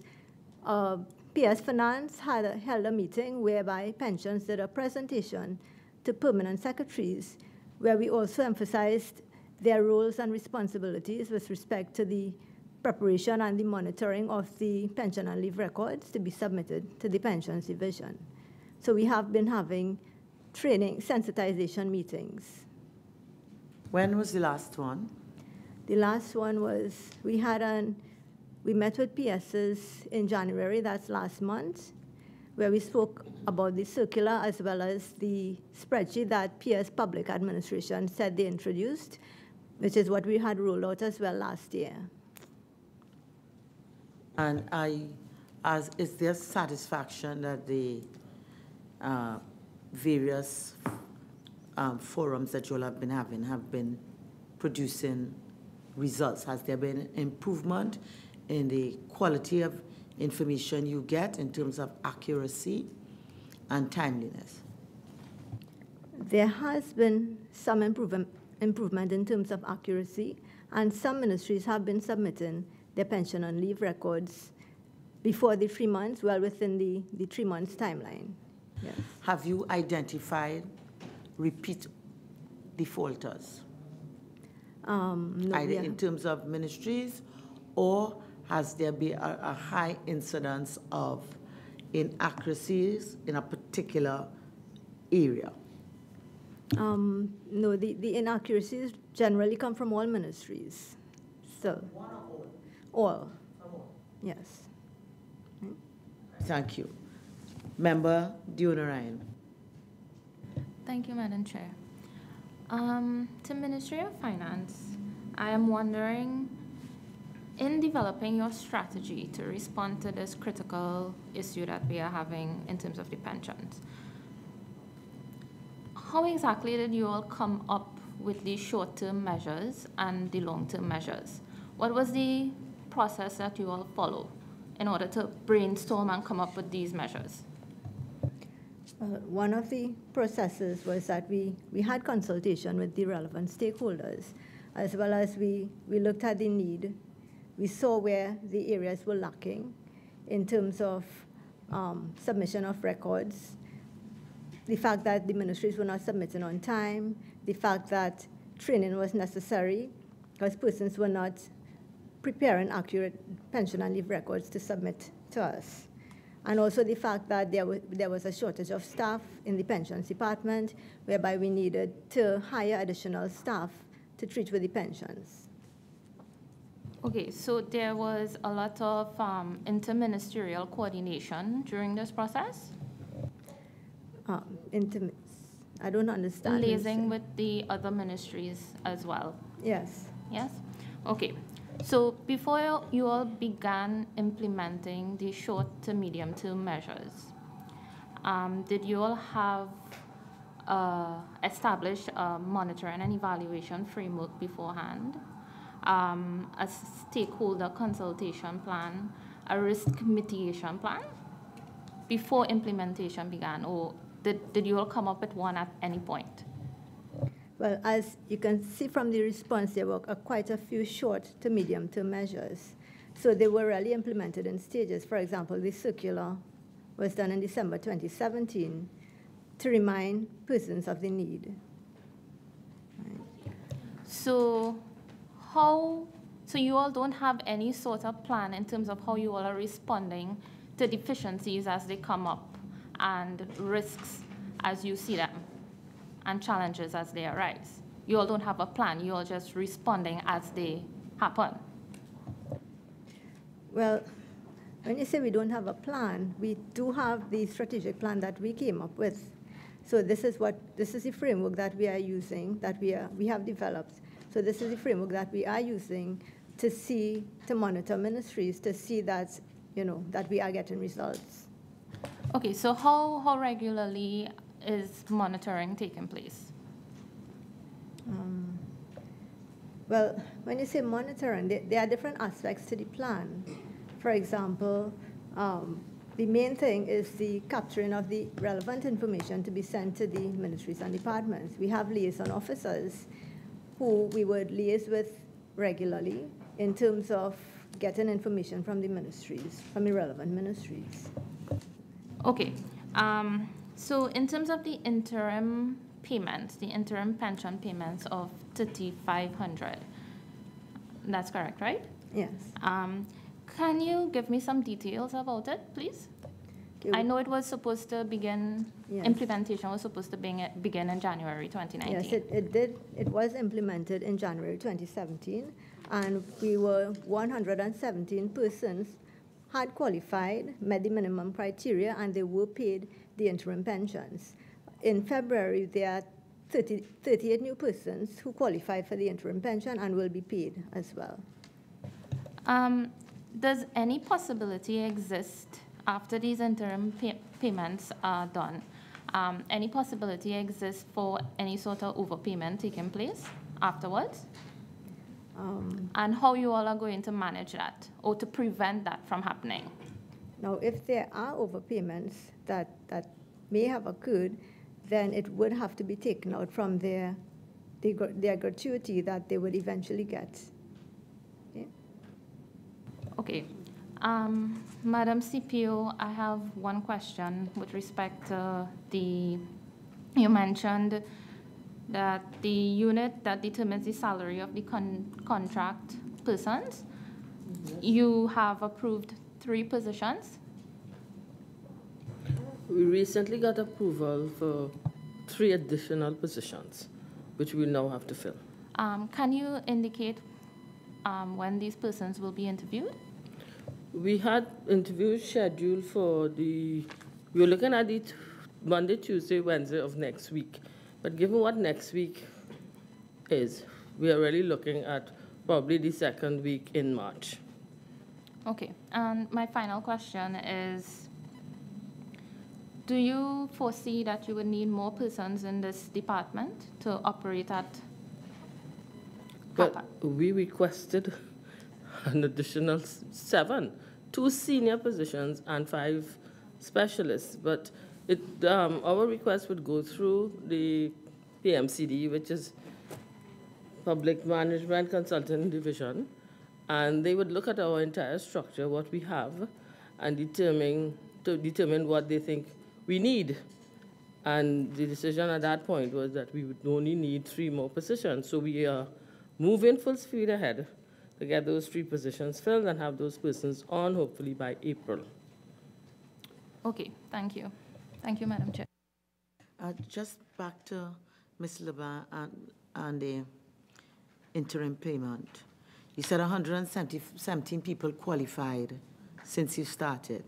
What are the qualifying criteria? They have to have at least 10 years pensionable service, along with the other requirements, such as their birth certificates, marriage certificates, other relevant documentations. All right. So that it matters not whether my application is incomplete or inaccurate. Once I've put in those basic papers, and I have the qualifying threshold period, I'll get the 3,500. Yes. Yes? Let me ask one thing. In response to the question asked by Member Webster Roy, or maybe it was Member Dion Ryan, with respect to overpayments. In what kind of circumstance an overpayment will occur? Well, with the interim pension, if they have qualified for the minimum criteria, then there really shouldn't be any overpayment. There shouldn't be any? Yes, I was referring to the fact that if there were any overpayments in the system, after they calculated the rest of their pensions, then it could be taken out from the but that's standard if you have any. Yes. Okay, so but really I think the question was really asked in respect to the interim payment.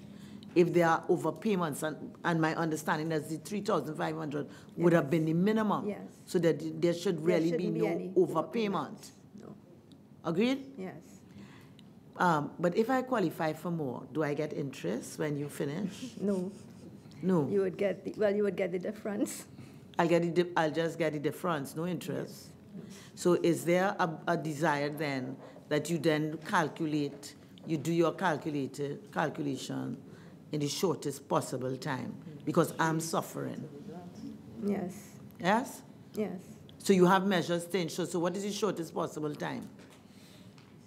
Well, it depends on when we get the other documents. Remember, when they qualify for the minimum, they would have had outstanding things to be done, probably with the pension and leave records or other documents. So we would have our officers liaising directly and also calling the ministries for them to submit those other documents or prepare what they haven't prepared as yet. Okay. So if when I retire, I have all my documents in, I should not be relying on the interim payment. No. That's what you're telling me? Yes. And therefore, you are telling me also on the day of my retirement, I should get all my money. Yes, sure. My full pension. Yes. And you are going to tell me how many cases like that exist. Yes, I'll tell. Okay, thank you. Member Duki? Or is it Member Olivier?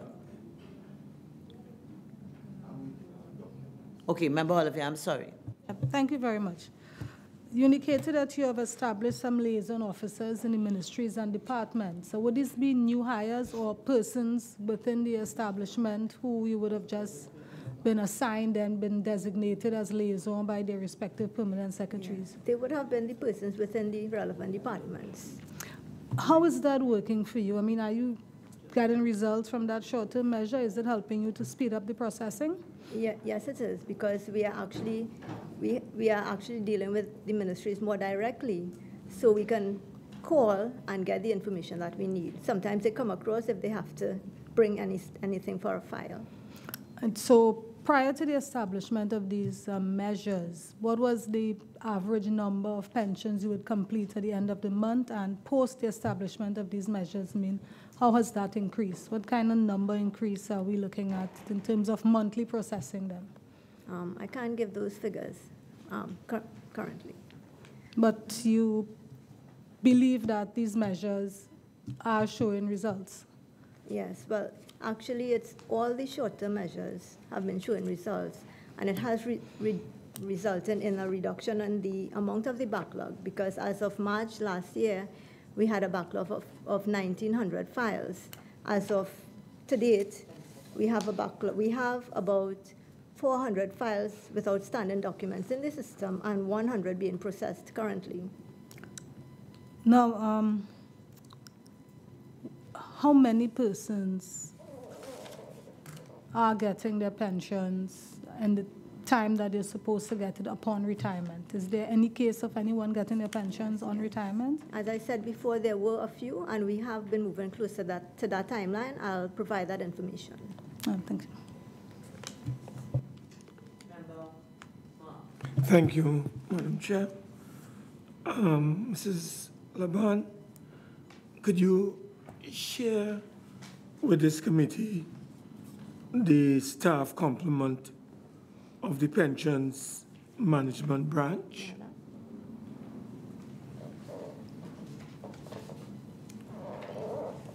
Just a minute. I'm just trying to get the org chart.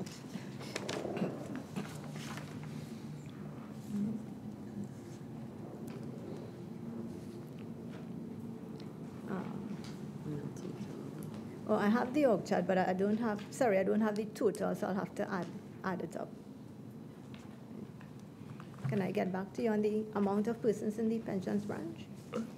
And probably you can also provide us with what is the actual requirement needed, what you have, and what is the actual requirement needed.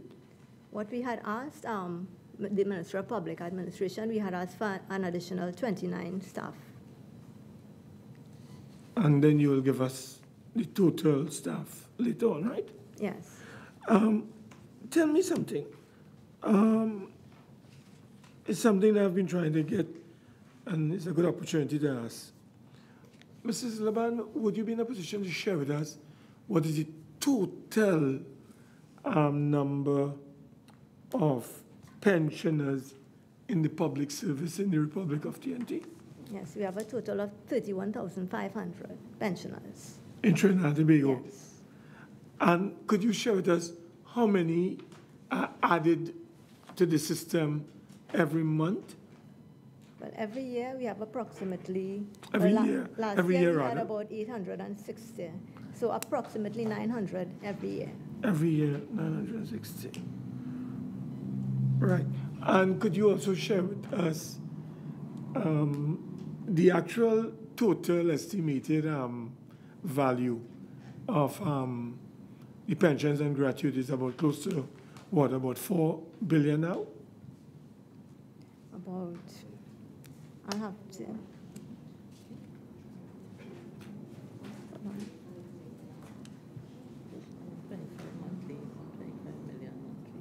It's 125 million monthly, paid monthly. 125 monthly? Yes. Okay. Thank you, Madam Chair. Member Rambarat. Okay, thank you very much. I'm just coming in at the right time after Senator Mark. There were some questions I had on the financials, and it is fine if you have to respond in writing, but I've listened to what you have said, and it's eliminated a lot of my concerns. So these are only on the financial aspects. And the first question had to do with a number, because I remember earlier on in our deliberations, I saw a number of, it said that there were 20,000 files for contract employees relating to gratuity. Am I wrong? No, I don't recall that figure. Okay. Would anybody be able to say how many contract employees are currently owed their gratuity?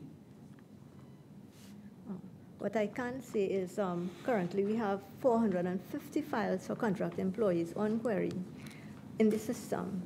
So those are the ones that are awaiting payment right now. Okay. Right. So it's, well, when you, so the only reason they have not been paid is because there is a query. Yes. Right. The second question would be, do you have an estimate of the liability of unpaid gratuity to contract employees? The liability? No.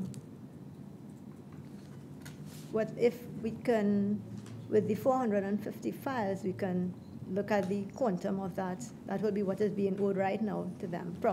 Those are the files that are currently in the pensions branch, that is. Right. And the third question is similar. I wanted to know if there was an estimate of the liability of unpaid lump sums to retired public servants. No, I don't have that. Right. All those questions lead to is that I was trying to understand how are these unpaid liabilities treated in the annual budgeting exercise. Because let us say the contract employees, I estimate if your figure is 450 files, the unpaid gratuity cannot be more than 45 million, assuming 100,000 per employee. So that is 45 million. And I wanted to know how the ministries are projecting this liability across financial years if there is a delay in paying the gratuity. How are the ministries treating with the liability? What I know the ministries do every year to the Budgets Division, they would give an estimate of the amount of contract officers they have that is outstanding to, well, who will be paid in that year. So they would project how much they would need for that financial year. Okay. Right, and the last question I wanted to ask was this. With the 1,700 and something officers working without approved terms and conditions, what is the exposure of the accounting officers in a ministry where persons are working without approved terms and conditions? When you say the exposure? Is there any personal liability? Are they in breach of any rule? How is payment effected to a contract employee without the terms and conditions being determined? But that is a pending issue because one of our criteria is you must have the terms and conditions. Right. And that is what we normally await the CPO to give the ministries so that we can continue processing the pension, the contract gratuity. Right. That is a criteria for you at the end of the person's term. But on a monthly basis, the ministry is paying the contract employee. And as the Auditor General raised an issue with that, is there something that exists that covers the public officers who who approve and process payments for persons whose terms and conditions have not been approved? Well, I'm not aware, but I don't know if the CPO can answer that. Honorable Member, we have, the Personnel Department had put in place by issuing a system whereby you would come to the Personnel Department to get terms for a vacant position first, so that when you hire someone, you know what the salary should be. That circular was issued in October 2017. So we have, in addition to persons who are actually on the job and we have to fix terms for, we have to fix terms for vacant positions. But it helps because it will avoid overpayments when an interim salary, and I'm using interim in quotes, interim salary and public transport are paid to an employee who is actually awaiting terms and conditions from the CPO's office. Ministries would hire the person. Of course, you would pay the person something at the end of the month, then write to the CPO to ask for terms to be determined, and already there is a lag. So the interim payment is what the person gets until we determine the terms. If the terms are determined less than what is being paid, the practice used to be that you would go to Cabinet and make that personal to the individual, because, as we say, the individual didn't pay themselves. Cabinet has, in 2017, agreed that you can make that personal without actually coming to Cabinet. So when we get the terms, we realize that you have been paying someone higher than what we would determine for the person. We would say, in accordance with Cabinet minutes, and we would say what it is, that salary can be retained as personal to the person for the duration of that contract. Now, during that period, because it is a significant number, during that period when the terms and conditions are in limbo and you're making the interim payment, what is the authority for making that interim payment? No, CPO's office not giving you any authority to make it. Huh? Ah. We don't authorize an interim payment. Right. We determine a salary or terms for an individual in a position. But as I said, a ministry taking on someone, you can't really leave them without getting paid if months passing while Right. you are writing for the CPO, to the CPO. So on, strictly speaking, it is likely that, strictly speaking, the terms, the financial terms, or the authority for paying contract employees is likely being breached by paying these interim payments in the absence of approved terms and conditions. I would prefer not to answer that, sir. Right. And which leads me to a minister, because contract employees, there's a ministerial minute that is signed. And could you tell me the liability that a minister is exposed to where that minister signs off a ministerial minute in respect of the employment of someone on contract, but the terms and conditions have not been approved? Are you able to tell me? I wouldn't be able to, but what I can clarify is my understanding is the minister is approving the employment of the person there on terms to be determined. Okay. By the CPO. And on what authority is that person paid at the end of the first month? As I say, that is the other question that I cannot answer. Okay, thank you. Well, you may, maybe Mr. Sweet, who is the permanent secretary in the office of the Prime Minister. Are you still head of your public service, sir? And head of the public service. It's a very interesting point that my colleague has raised. And I think it's important for us to have some clarification, because I could understand where he's coming from.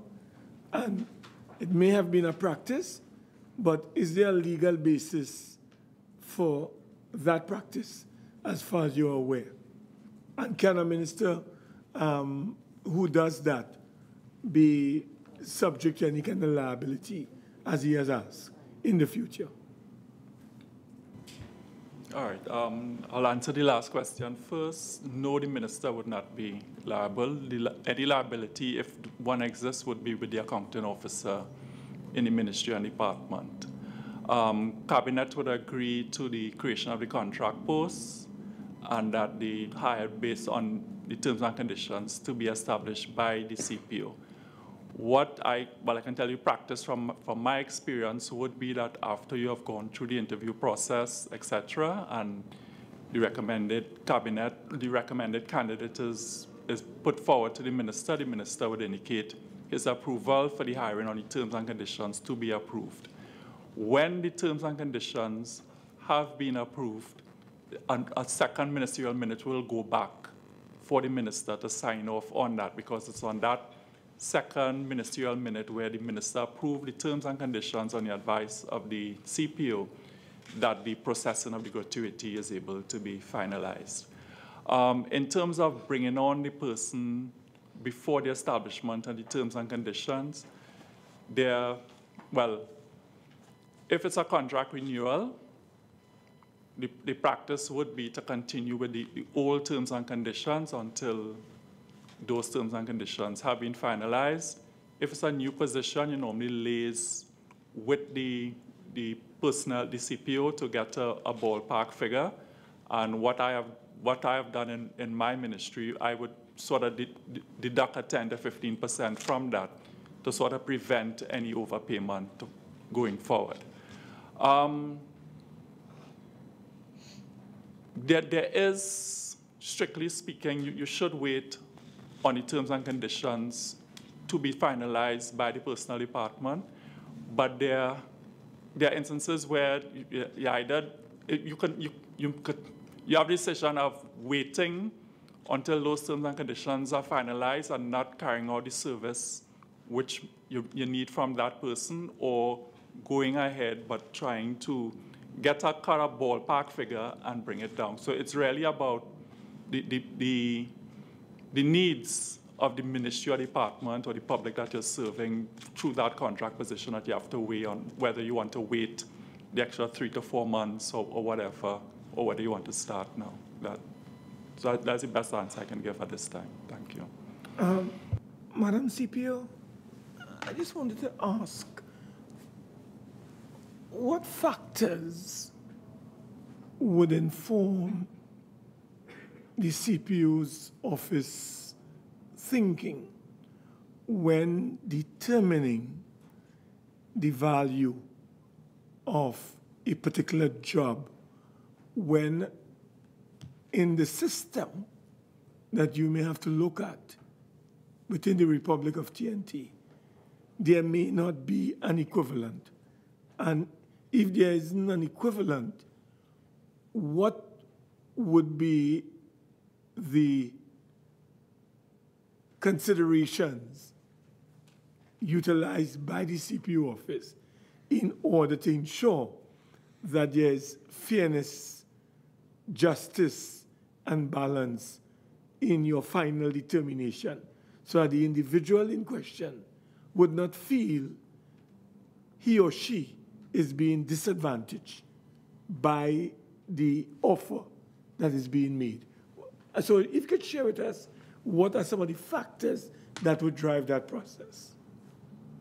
Okay.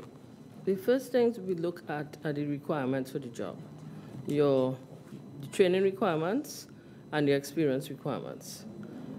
This, of course, is not determined by us. It would be in the job spec, which would have been developed when the ministry is putting up a case to get a contract position.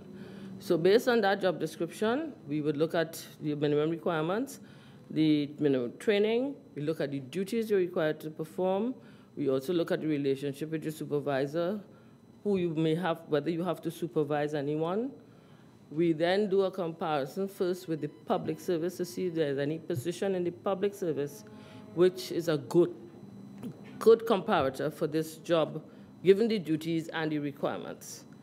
And if we find a good fit in the public service, that is what we use. If we don't find a good fit in the public service, we may look at salary surveys and try and see if we can find a fit there. But generally speaking, we tend to find good fits within the public service so that the salaries and terms determined for contract positions are not far off from what exists in the public service, because you can have situations where you're doing a very similar job to someone you're sitting next to. That person might be a public officer, I am on contract, but we're doing basically the same thing. So for equity, that is how we start with making a comparison with the public service. And may I ask, Madam CPO, do you have a ballpark figure as it relates to the estimated number of persons employed as contract officers in the entire public service of Trinidad and Tobago as we speak? We will not have that figure. We would only be able to generate figures on what the ministry submits us for terms. We may get a cabinet, we may see a cabinet approval for X amount of positions on contract, but we wouldn't know if the ministry fill those positions until they make a request for terms. So at any one point in time, all we can provide is how many terms, how many persons we are dealing with, but that will not be necessarily to figure how many persons are in the system. So who is the repository of that information within the public service? PMCD would comment on all notes prepared by ministries and departments for employment of persons on contract. But again, as I say, whether the ministry actually hires someone in the position, it comes down to the ministry having to come up with that figure. So they might have an idea, a very good idea of what would have been recommended when you add up all the ministries and departments. But whether they are filled will come down to the ministries providing that information. Thank you. Madam CPO, in terms of, you just described in great detail the system of looking for terms and conditions and, looking at good comparators and so on. Are there instances in entities where there may be a great variance between the salaries of one senior manager as compared with another senior manager within the same organization? Chair, you might say senior manager, and yes, that might be the title. But when you go drill down into what the job entails and what the requirements for that particular job, they could actually be very different. And therefore, because they have the same name doesn't necessarily mean they will carry the same compensation. So therefore, those are the factors you look at, the span of authority, the number of people you're supervising, and so then come into play. All right. Good. So are there instances where the CPO would have determined terms and conditions and that is not accepted by the individual officer? And if there are instances of that, then how would that be treated with by the CPO? Yes, there would be instances, because remember, when we send out the memo saying what the terms, those terms are to be offered to the individual, and the individual can accept or not. If the individual does not, they would put in writing what they would like to get and why, the justification for it. If the ministry supports it, because sometimes, as I say, depends on the information we are given in the first case, that's what we use. If there are additional information or clarification and they can provide that, we would review it, and if it's possible, yes, we can make a change. But if there isn't sufficient justification provided, then we would hold to what we would have determined in the first instance. So in a case like that, where let's say the ministry or the entity would have already given, because the person is working and they're getting a salary, your recommendation may come in beneath that. A justification is sent, you all are not satisfied, and you stick to your recommendation. What happens in those instances? As I had mentioned earlier, the cabinet, we would usually say go to cabinet and make that personal. Cabinet decided that they would give the authority that ministries can make that personal to the individual. So once we haven't changed our decision, but you're aware that the person is being paid higher, we would indicate in our memo that while we say this is what the person should get, we note what they have been actually getting and say in accordance with that cabinet decision, that can be made personal to the individual. But on record, we would have what the position the whole of the position supposed to be paid, but we note that this particular individual is getting something that is personal to him or her. Are there frequent instances of that sort of scenario that you just described? Without having data in front of me, I would say yes. That therefore brings me to ask then, therefore, in terms of the relevance of what you all do, or the adequacy of what you all do, how does that impact on it?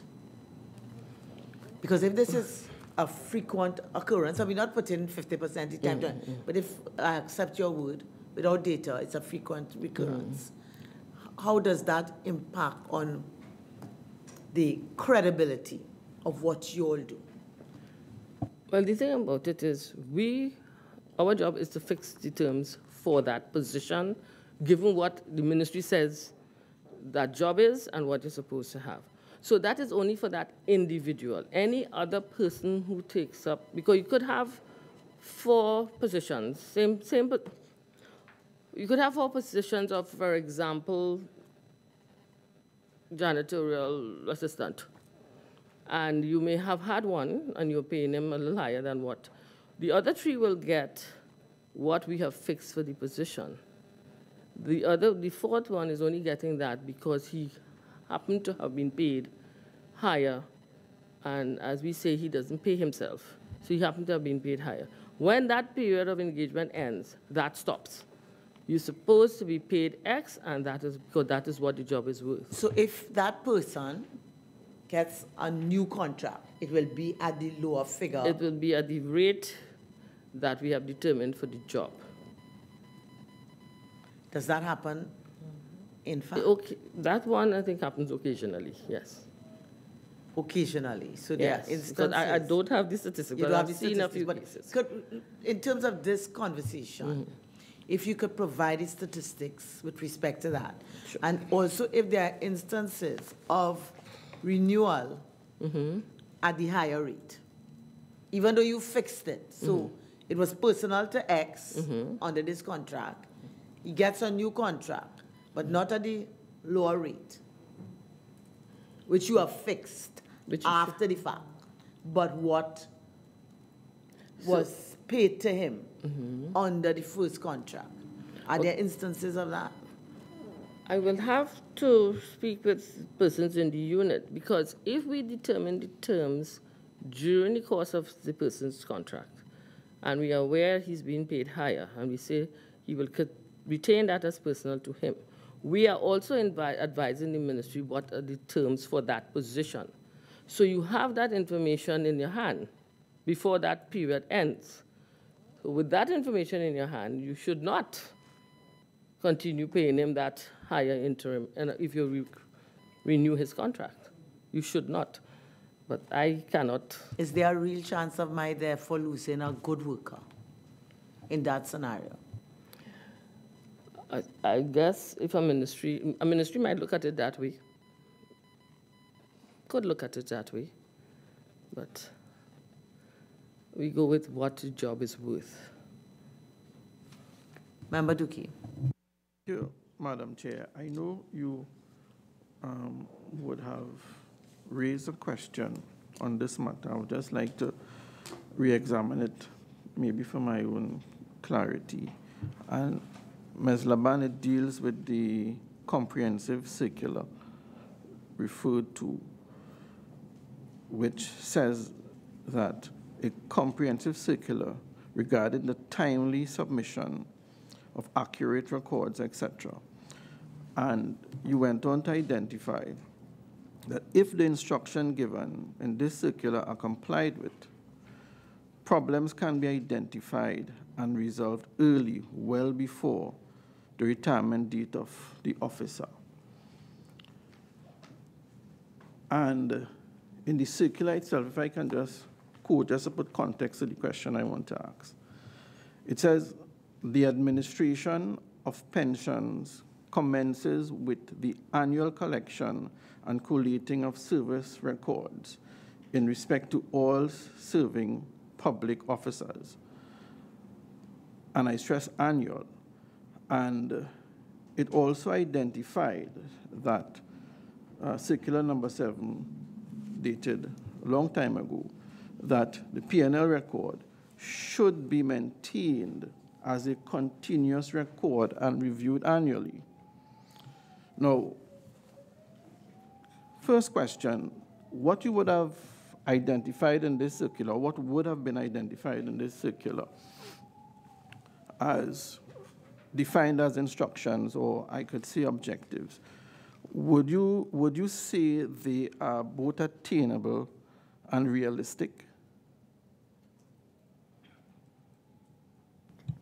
Yes, I think it is attainable and realistic. Yes. But it is not being done. It is not being followed. Yes. And if I were to follow up that by asking, why do you think that is not so? Why that is so, actually? Why it is not happening? Well, the onus is on the ministries to annually prepare the pension and leave records. Okay. If there are parts that are missing, they would, like, for example, if there was wrong incremental points, they would have to rework it and amend the record accordingly. But you said to me that they are both attainable and realistic. In your thinking, you're saying that given the possibility that there are challenges in any organization, in any system, that this could be accomplished, given the time frame that you would have set.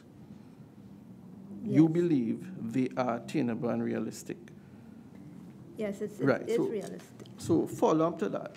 Seeing that it is what you would have identified here, your instructions, I would define them as goals or objectives, which we believe are attainable and realistic, but they are not being accomplished.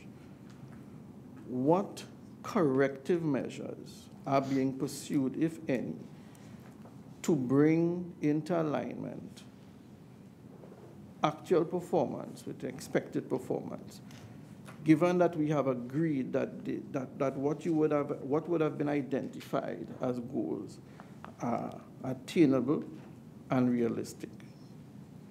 What corrective measures are being pursued, if any, to bring into alignment actual performance to expected performance? Well, one of the measures that we have undertaken, and this is in collaboration with the Ministry of Public Administration, is training in pension and leave preparation, and also in collaboration with the Chief Personnel Officer, whereby the Ministry of Public Administration would arrange training sessions for ministries, and we would act as source personnel towards training the ministries in the accurate preparation of the records. All right, and as you say training, let me just pose a question, Madam Chair. So I think you identified, or it was identified, I think by Ms. Mendez, that 119 persons have been trained. And you are saying that an intervention implemented to bring performance to the level which you would have identified as a standard is training. What is being done to ensure that the training interventions you use actually deliver the outcome that you expect? Because you're saying with the training intervention, it is expected that there would be improvement in what I would have just identified. How do you measure your training interventions to ensure that they deliver the expected outcome you are looking for? Well, in other words, do we just train and we expect something to happen, or do we measure it? Well, we really measure it in terms of delivery, in terms of accurate information coming from the ministries. So we look at the accuracy of files that would come to us in terms of the errors to see where they fall short and where you need to have improvements in terms of the deficiencies. Okay, Madam Chair. Member Mark? Yes, thank you, Madam Chair. Mrs. Laban, in your submission, that is the Ministry of Finance, we were told that most Caribbean countries have moved away from the fully funded, defined benefit scheme. And that is what our current system is based on, a defined benefit scheme. And given all the challenges that we have with that scheme, it has been suggested that we look towards embracing a contributory pension scheme. I would like to ask if there are any steps that you're aware of being taken to make that transition from the fully funded, defined benefit scheme to a contributory pension scheme in the public service. Can you share with us if there's any such plan or decision in place at this time as we speak? Not that I'm aware of. That really has to be an executive decision, and it would also require changes to the current legislation.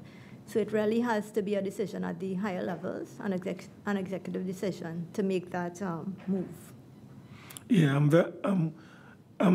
very conscious of that. And maybe, Mr. Sweet, you sit in the executive office, head of the executive. Maybe you can share with us, because I know this has been in the atmosphere for several decades now, where in an effort to safeguard the economic system and to bring about some degree of stability in the system in the future, that this question has arisen time and time again, moving away from the fully funded to a contributory. Do you know if there is any moves or thoughts towards that whole arrangement that, as I said, has been in the atmosphere for some time now, as far as you're aware? I'm not aware of any active initiative in that regard. I know about 10 years ago there was, or probably a little more than 10 years, there was some initiative in terms of looking at pension reform, and a consultant came down and looked at the various legislations that have to be affected, but I am not aware that anything is being actively pursued in that area this time. Okay. Yeah, thank you very much, Madam Chair. I just want to take up further on the discussion with I seem to get the feeling that the contributory pension scheme is the answer for the deficiencies in the non-contributory pension scheme. Is that correct? I don't think was what I think what is being put forward in the deliberation is if you go to a contributory scheme, then in determining your pension, it will merely be a factor determined by what contributions you have made. So in terms of going back through 40 years of records, it wouldn't necessarily be similar to like the NIS, how you calculate your NIS. I think that's all it was saying. Yeah. There's a formula. I expect in the contributory scheme, there's a formula. In NIS, there's a formula.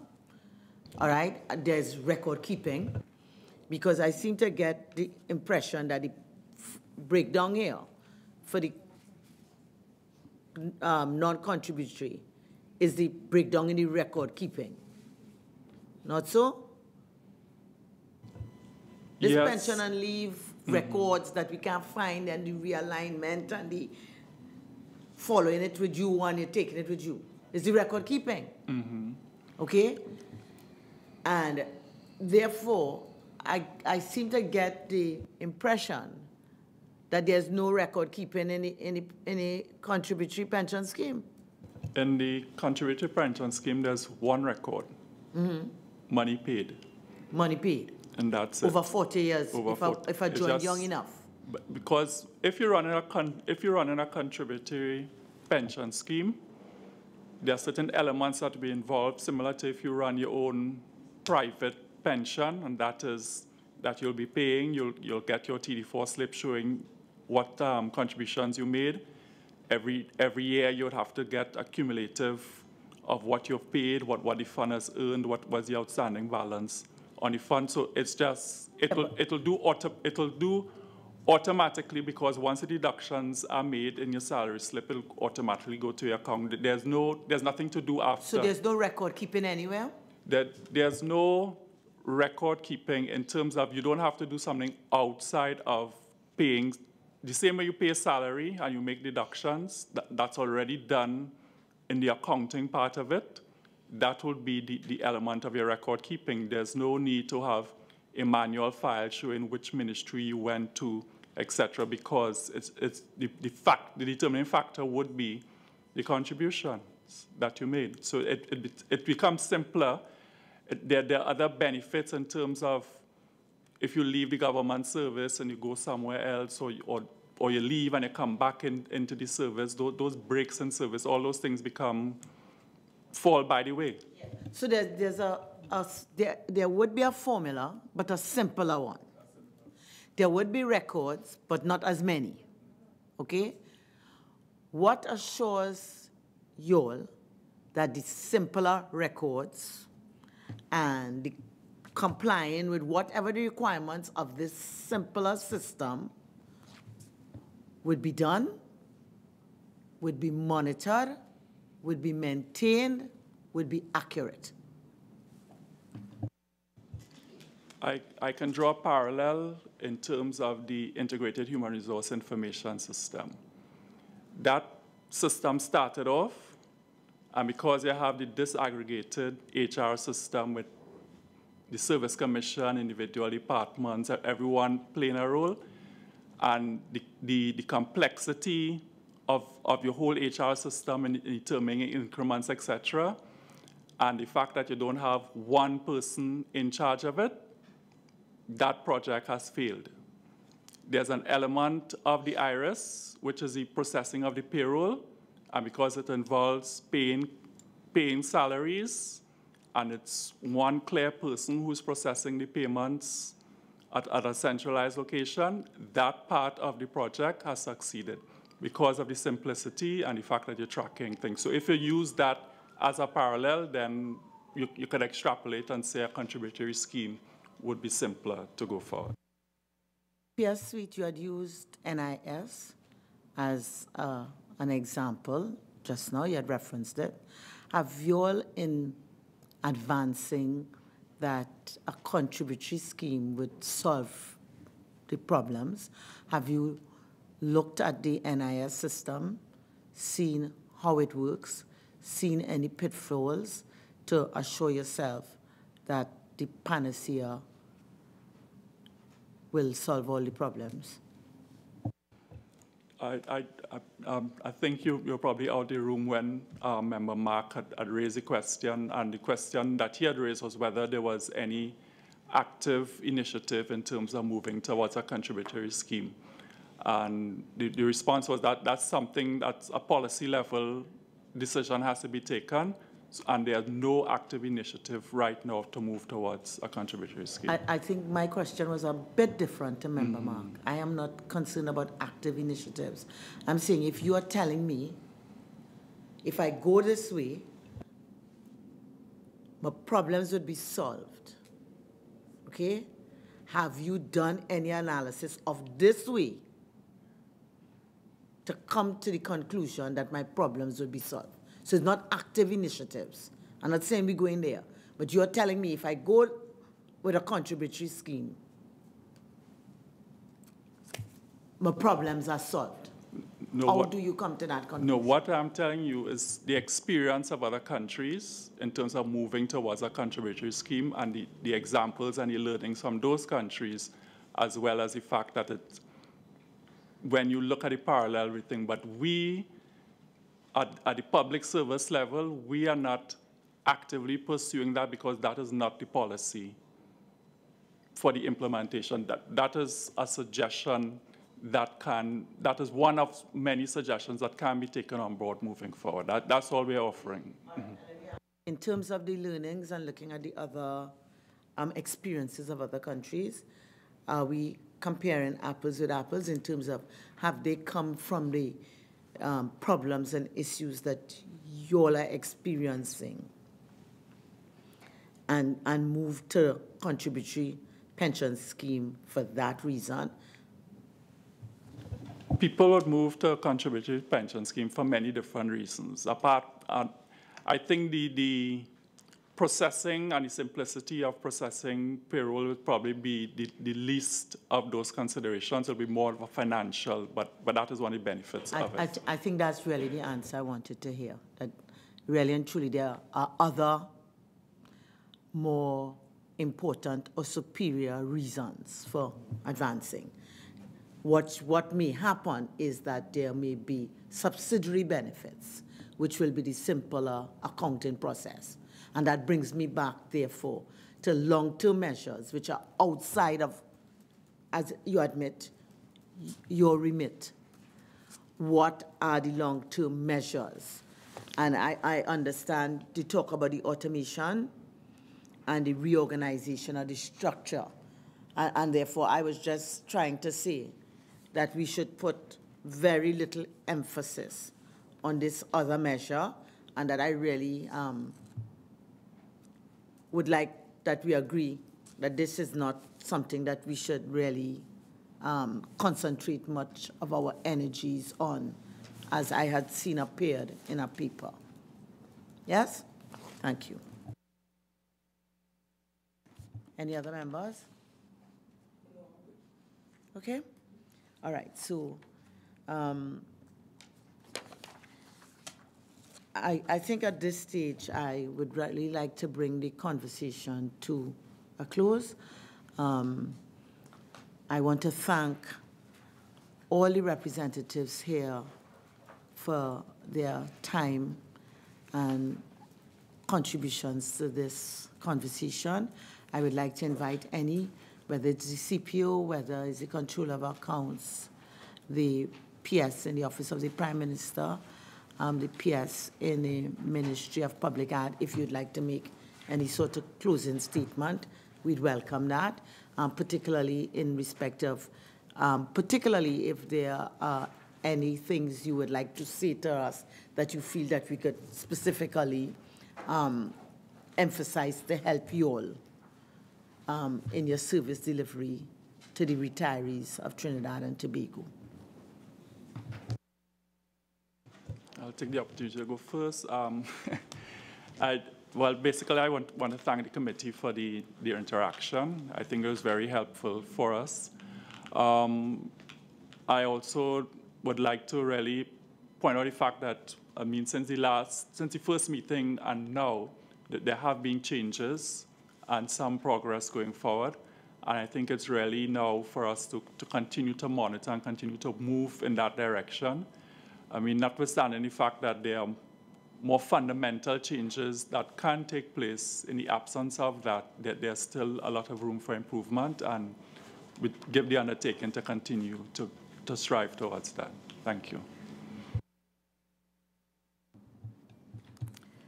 The Ministry of Public Administration certainly will continue to provide the support and necessary development of skills of persons who are involved in pension and leave activities, working with the Comptroller of Accounts, the CPO's department, and all other ministries and departments. I want to give the assurance that the Board of Permanent Secretaries, we are committed and we are serious in ensuring that persons do get their payments, their gratuities, their pension in a timely manner. So we will all work together to achieve that success. Thank you. Madam CPO. I would also like to thank you for for being part of these discussions, and to make a plea to all my colleagues in ministries and departments that we have a lot to do, and we also have to send back a lot of matters because we don't have enough information. We need clarification. And that the earlier the requests for terms come, is the earlier we can treat with it. So we are working with the ministries and departments. We are doing everything we can at our end to get our statistics up where we can not have as many persons whose contracts ended and they still haven't gotten their terms and conditions, which of course is what affects their gratuity computation. We have, as I say, no control over the computation of when they're paid, but at least if we can do our part, which is to give them their terms, the ministry can do the rest and do it in a more efficient manner so that persons will not be suffering waiting their gratuity. But rest assured, we are trying our best, and we will continue to improve in our systems and what we can do. Thank you very much. And Madam Comptroller of Accounts. Madam Chair and members, thank you for having us and for these lively discussions. I'd like to say that we would continue to cooperate and to work with all the relevant stakeholders towards the objective of paying pensions on time and improving the system of the payment of pensions. Thank you. Thank you very much. And to all the other officials, I want to thank you for being here with us, to the members of the media and the members of the public who've sent in their questions. And if your question wasn't asked here, rest assured it will get to the relevant ministry in writing. I want to wish you all a safe journey home, and thank you all again for being here with us. This meeting is now suspended.